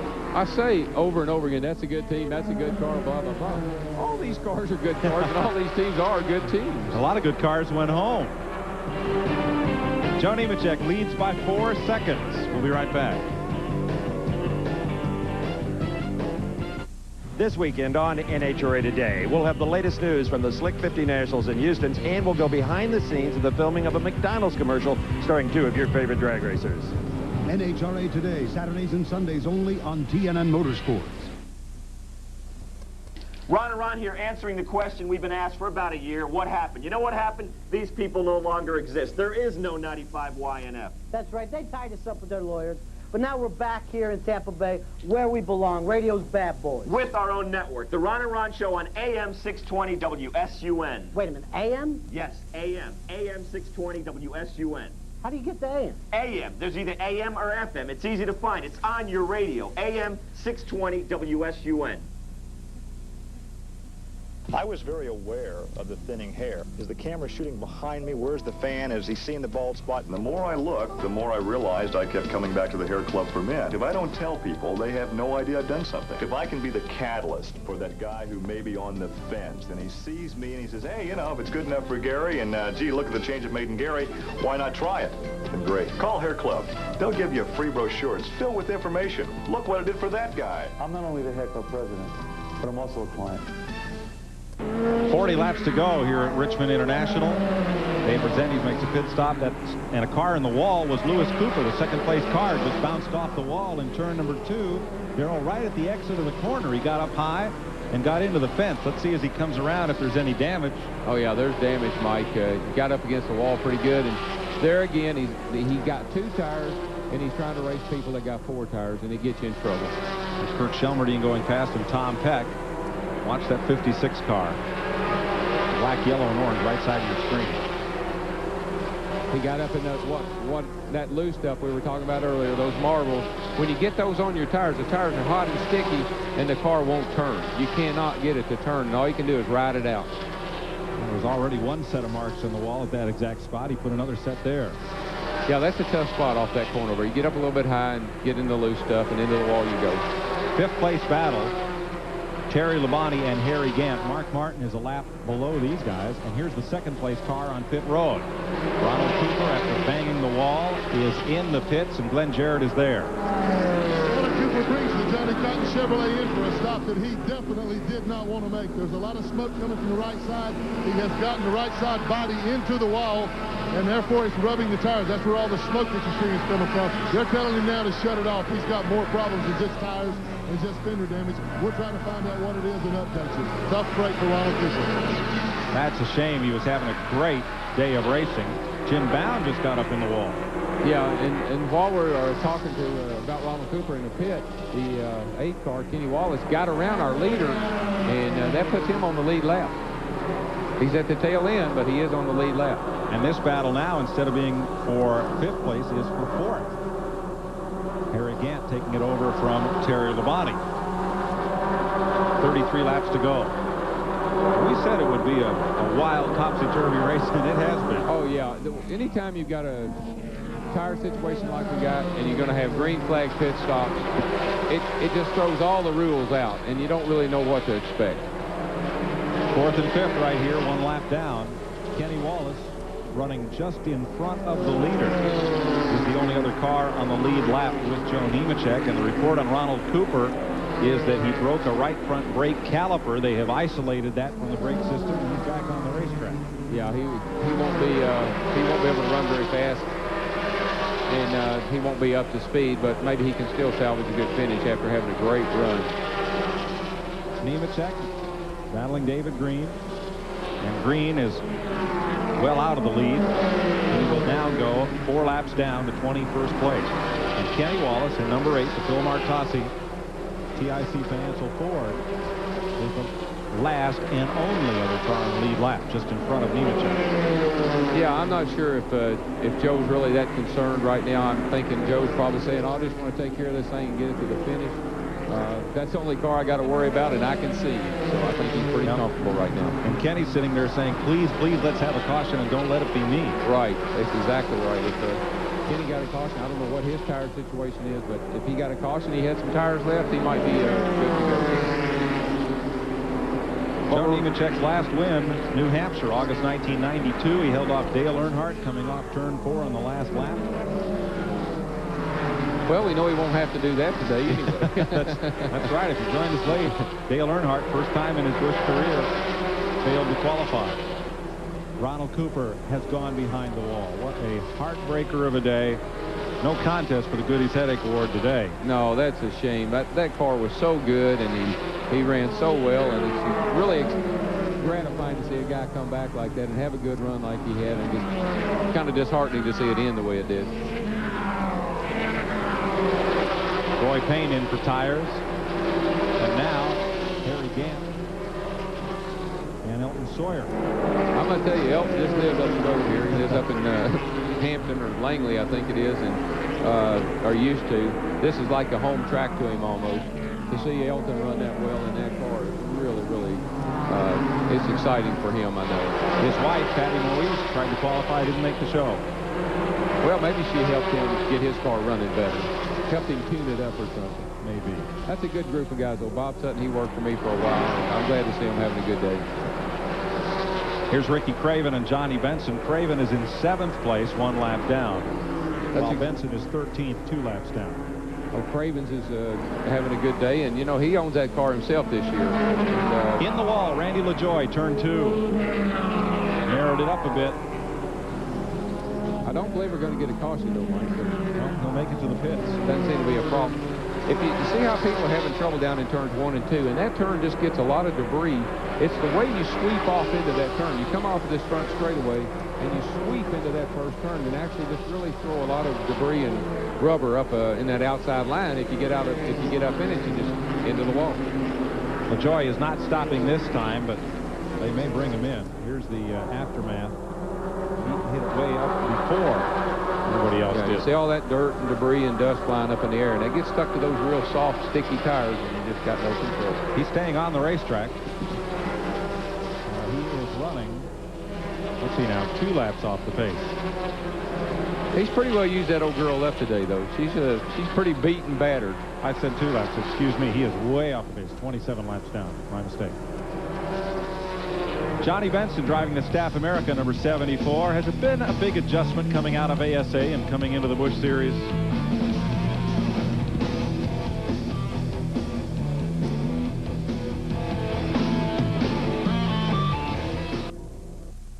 We're back at Richmond, and we're only 17 laps from the finish here. You see Joe Nemechek trying to put Kenny Wallace a lap down.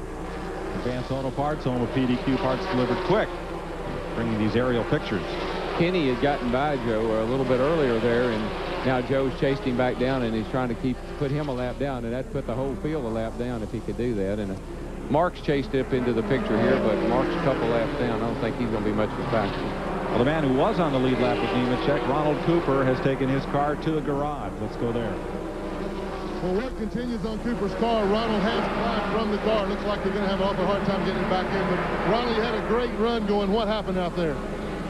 Well, when we made that last pit stop, we only got 2 tires, and the car got off a little bit. And, you know, I was one with 3 of us in the lead lap, so I was sort of just biding my time with a few laps left. And just got down there whenever Harry and Terry went to get their lap back. I just got a little high and, you know, got up in the loose stuff, crashed the car, just, you know, driver error. Well, it's got to make you feel good to know after that layoff you can still come back and run with these guys. Well, you know, we figured it'd take us 2 or 3, 4 or 5 races to be in a position to win a race. You know, somewhere in there you got to be in a position to win before you can win. So today it gave us a lot of confidence as far as running up front and some strategy. I'll just have to do a little better next time. Better luck next week. Hey, appreciate it. Ronald Cooper out of the race. You're watching Tracy Leslie there. And here a pack of cars where a little bit of bumper tags been going on. Yeah, it just takes so little right now, Mike, to get those cars up in that loose stuff. And there goes Tracy Leslie off the front bumper of Mike Stefanik as Kirk Shelmerdine looked like he was going way up toward the wall. Yeah, the tires are gone again. We got cars everywhere, Mike. Got another one in the wall down here. That's Spencer. The tires are going off the cars again, and they get up in that loose stuff, and they won't cut. And Nemechek's racing the 8 car back here to keep him a lap down. I don't know what's going to happen. It's going to be close. Nope, Kenny stays on the lead lap. Great break for Kenny Wallace. Puts him in position to win this race. There are now 11 laps to go, and Jimmy Spencer is not happy. I believe he was waving at Shauna Robinson. 11 laps to go. They will restart. When they restart with less than 10 laps to go, the restart will be single file. So that means Kenny Wallace will come right around behind Joe Nemechek for the restart. Well, I don't think it's a real big deal because Nemechek had chased Wallace down and was trying to put him that lap down when the caution came out. Unless Kenny's got tires and can make a pit stop here, I still think Joe's in the driver's seat.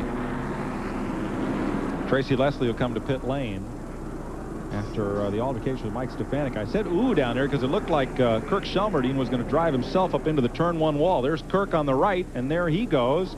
Tracy comes down, and Mike Stefanik was already there. You know, it's almost like there was oil in that turn because the 72 car got a little bit sideways loose.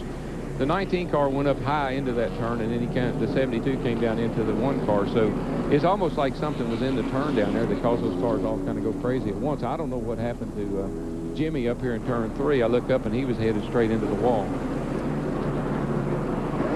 Boy, these things they aren't over till they're over, are they, Mike? No, Darrell. 10 laps to go. I was just ready to undo my microphone and get ready to go across the track to do a little Winston Cup practice, and I thought this thing was pretty well in the bag, but here we are. Joe Nemechek thought so too. Yeah. And like we were saying, Kenny Wallace was hoping, please let there be a caution, and there was. He stays on the lead lap. Now it's a matter of how quickly they can get Jimmy Spencer's car removed. Pace car has slowed up its progress here. Mike Stefanik comes to pit lane. That crew's had a workout today. Well, this is a leading driver's worst nightmare. You're sitting there thinking, I got this thing in hand. I got the second place car right in front of me. All I got to do is just keep him there, nurse this thing to the finish, and it's an easy win. Now you got the guy coming around and right on your back bumper, and the big thing here is, though, nobody's got any tires left, so it's ever who was good before still going to be good now. Dennis Setzer and Robert Presley come in for tires. And remember, single file restart. That's a long way to come from the back of the pack. Nemechek and Kenny Wallace are on the lead lap. Third is Harry Gant. Fourth is Elton Sawyer. Fifth is Terry Labonte. That's a battle we'll want to watch when we get the restart. Sixth is Hermie Sadler. Seventh, Ricky Craven. They are all 1 lap down. 2 laps down, Mark Martin is 8th, Tim Fedewa 9th, Jason Keller 10th, and Mike McLaughlin 11th. 12th, Johnny Benson. 13th, 3 laps down, Kevin LePage. 14th is Robert Presley. 15th is Jim Bound. And 16th, Tracy Leslie. 17th is Mike Garvey. Also on that lap are David Green, Kirk Shelmerdine, and Tom Peck. Let's get an update on Nemechek's tire situation. Let's go to the pits. There's been a lot of discussion down here as to whether Joe would come in and get the last 2 right side tires that he could change under caution. They have decided against it because they found out that the 8 car has no more tires to change. So if they came in, that would put the 8 car in the lead. They would only have 2 right side tires, no fresh left side tires, and we saw exactly what that did to Ronald Cooper, made the handle on the car go away. So they have decided to stay out there, will not change tires. They're going to make Kenny Wallace catch them on the racetrack. You know, Mike, the thing here is not who's going to win the race. I think Joe's going to win the race unless something happens to his race car. The question here is, these cats are all lined up behind them 1 lap down. Harry Gant, Elton Sawyer, Terry Labonte. Hermie Sadler somehow or another finds himself in the thick of things every week, and here he is, 6th place. And that's going to be the shootout here when they drop the green flag, is who's going to run 3rd. Elton Sawyer, we're told, has a different kind of problem. Here's Randy. Well, Bob Sutton, Park car owner, I guess it's no one to hold them, no one to fold them. You guys got stuck with 2 new tires, and you really can't get them on. You can't afford to pull out a line, can you? No, I really can't this time. It's a shame we got a lap down there in that one deal, but, you know, the Ford Credit Red Car Police Thunderbird really running good today. And I tell you, it's been a good day for us, and we're glad for Hoosier Tires. They're doing a good job. Okay, good luck next week, too. Thanks. I want to say a special hello to Papa Joe Herbert. He's getting well in Kannapolis. 1 lap to go, we'll go racing. Hi to Ned Jarrett, the host of Inside Winston Cup Racing, recuperating from back surgery this weekend, and Bruce Roney, one of the NASCAR officials on the circuit. He's also on the men. They're both missed here at Richmond this weekend. There is Elton Sawyer. Now, with this new restart rule in the last 10 laps, there's only 1 car that can move up in line, and that's Kenny Wallace, who is on the lead lap. The lead lap cars can move up into single file order, and everybody else has to start behind them in single file order and is not supposed to change position. Well, there's one good thing that happened for Kenny there is he got to run up through the field and clean his tires off. So we'll see if that has any effect. I don't think it will. A very, very strung out restart. One car, Randy LaJoie, not coming up to speed. 6 laps to go. And Nemechek is disappearing. There he goes. Yeah, that car was strong before the caution. Kenny was doing all he could to just keep him going a lap down. So, you know, Joe's got this thing in hand, like I said, unless something happens. Kenny Wallace's last win, May 92 at Martinsville on a cold and snowy day when he edged out Joe Nemechek, who spun at the finish with Chuck Bound. There's the second and third place cars. You know, it's funny, Mike. Kenny went Winston Cup racing last year in a good car and just never found the combination. He jumps back in the Busch Series here where he was having some success before. Nemechek's a lot the same way. Joe hadn't found much success so far this year in Winston Cup. And here they both are leading the Busch race. So there's just enough difference in these cars that it's hard to get out of these into the Cup cars. And the thinking is Kenny Wallace will take this team. Phil Martossi and Kenny will go Winston Cup racing in 95. I believe that's true. I know Filbert wanted to go with Jeff Burton, and that kind of fell apart on him. And he is capable of fielding a successful Winston Cup team. Trouble out of 4. They were 3 wide. Tracy Leslie, Mike McLaughlin, and Johnny Benson on the outside, and Benson got the worst of it. The 12th place car ended up in the fence because 3 wide wouldn't come out of turn 4. Will stay green with 3 laps to go as Tom Peck scoots up the high side with Benson in turn 2. Johnny's going to limp it around home. 2 to go. Yeah, Johnny's car wouldn't turn down there, and he almost took him and Tom Peck both up into the wall, so he's got big trouble. It'll be white flag this time by for Joe Nemechek as Benson edges around the high side slowly. White flag. Kenny Wallace in second. The battling will be back behind them. Elton Sawyer, Hermie Sadler just got past Terry Labonte. Good battle back there for 5th spot. Here's the race leader. Hermie does that, you know, every week he does that. He finds himself in the thick of things, and he's able to take pretty good advantage of it. He does a pretty good job of finding his way to the top 5. Checkered flag for Joe Nemechek, 3rd career victory. And Sadler will hold off Terry Labonte, the Busch Series point leader, for his 2nd top 5 finish in a row. Topping Joe Nemechek, Joe's mom, Martha, and the whole crew celebrating. Cintas Uniforms, associate sponsor. They still need a big one. And Kenny Wallace has spun. No, Mark hit him in. Kenny slowed down to come in the pit. They're down here at the end of pit lane if you want to get the camera down there. They turned in. Kenny slowed down to come in the pit, and Mark hit him in the back end and spun him around. It was purely accidental, but that's what happened. Caused us a bit of a traffic jam trying to get into the pit lane down there. You said it's never over till it's over. It's never over till they park them. No, it's still not over. Well, this race has taken many bizarre turns, including after the checkered flag. Well, Mark ended the day just like he started it. He bumped on the start of the race. Remember, a car didn't go fast enough, and he got into him, and he bumped him, and he come down pit lane here at the end of the race, and it wasn't a good day for Mark. But it was a great day for Joe Nemechek, 3rd career Busch Series victory. And notice the sponsor on the side of the car. There isn't one. Well, it's also a big day for Hoosier Tires. That's their first win of the season, and some of the other cars had Hoosier Tires on them that run well too. And look, Joe's got his Sunday suit on. Here's Glenn Jarrett, victory lane. Well, they're still trying to get Joe Nemechek out of the car there. He's getting a lot of congratulations. Here's Larry Talbot from Hoosier Tires. Bill Broderick from Union Oil is here. We'll try to get a word with him here, give him that Hoosier headband. Here comes Joe out of the car. Big wave to the fans. Joe, been a long time since I got to talk to you this way. What a great run. Well, it was. You know, my hat's off to the team. We've been working hard. The car ran great. You know, we haven't got a major sponsor for this race. You know, we put Cintas on. They helped us out. And, you know, this is a team effort. We put on some Hoosier tires this weekend. And I know Goodyear had some good tires, too. We didn't get the pole. We thought we should have, but I'd take the win. Well, it looked like, from my point of view, that the Hoosier tires maybe ran a little longer, a little faster than what the Goodyears did. Well, the Hoosier tires are just excellent. I mean, I think we had a pretty dominant car. When we unloaded off the truck, we were fast, and that's the way the race went. It went my way. Feel good to be back in victory lane. It's been since New Hampshire '92, so hopefully we're going to get a few this year. Okay, now let's go to Randy Pemberton. I'm with the second place finisher, Kenny Wallace. We're trying to get him to smile here. These guys are so competitive. Second's great, but he's not too happy about it. I know you'd like to win. You know, I'm happy, I am, but, you know, the car ran so good all day long, and somehow through all those green flag pit stops, we got down that lap.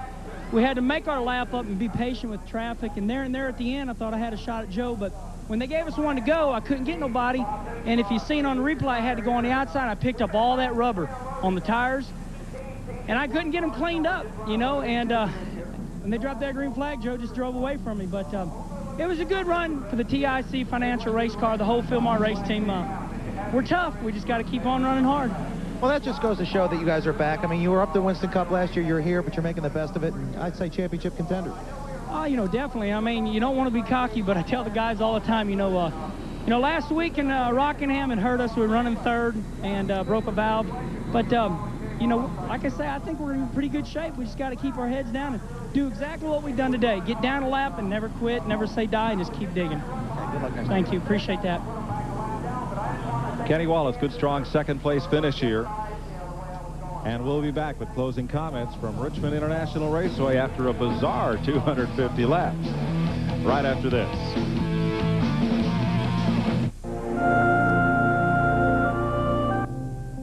Go 250 exclusively on TNN has been brought to you by Smooth Bush Beer and Easy Drinking Bush Light.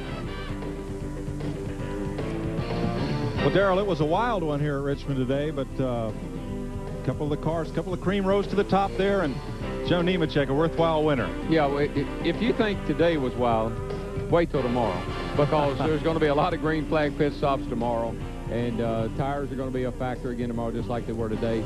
I was very impressed with Joe Nemechek's car all day long, this morning in practice and in the race itself. The Hoosier tires, they did the job. Kenny Wallace, if that car stays together, that car will win some races, and he'll be a factor in the Winston Cup or in the Busch Championship this year. Let's have a look at the point standings. Here's our update this week of the Busch Series points. Terry Labonte extends his lead. Hermie Sadler's right there. Robert Presley, Kenny Wallace moves up. Harry Gant, the Bandit, in fifth.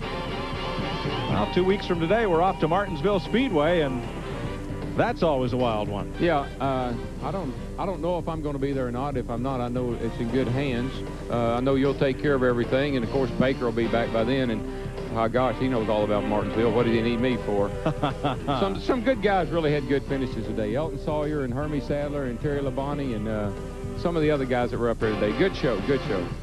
Thank you, Darrell Waltrip. Thanks, too, to Glenn Jarrett, Randy Pemberton down on pit road. I'm Mike Joy for all of us at TNN, congratulating Joe Nemechek on his third career Busch Grand National victory in the Hardees Frisco 250.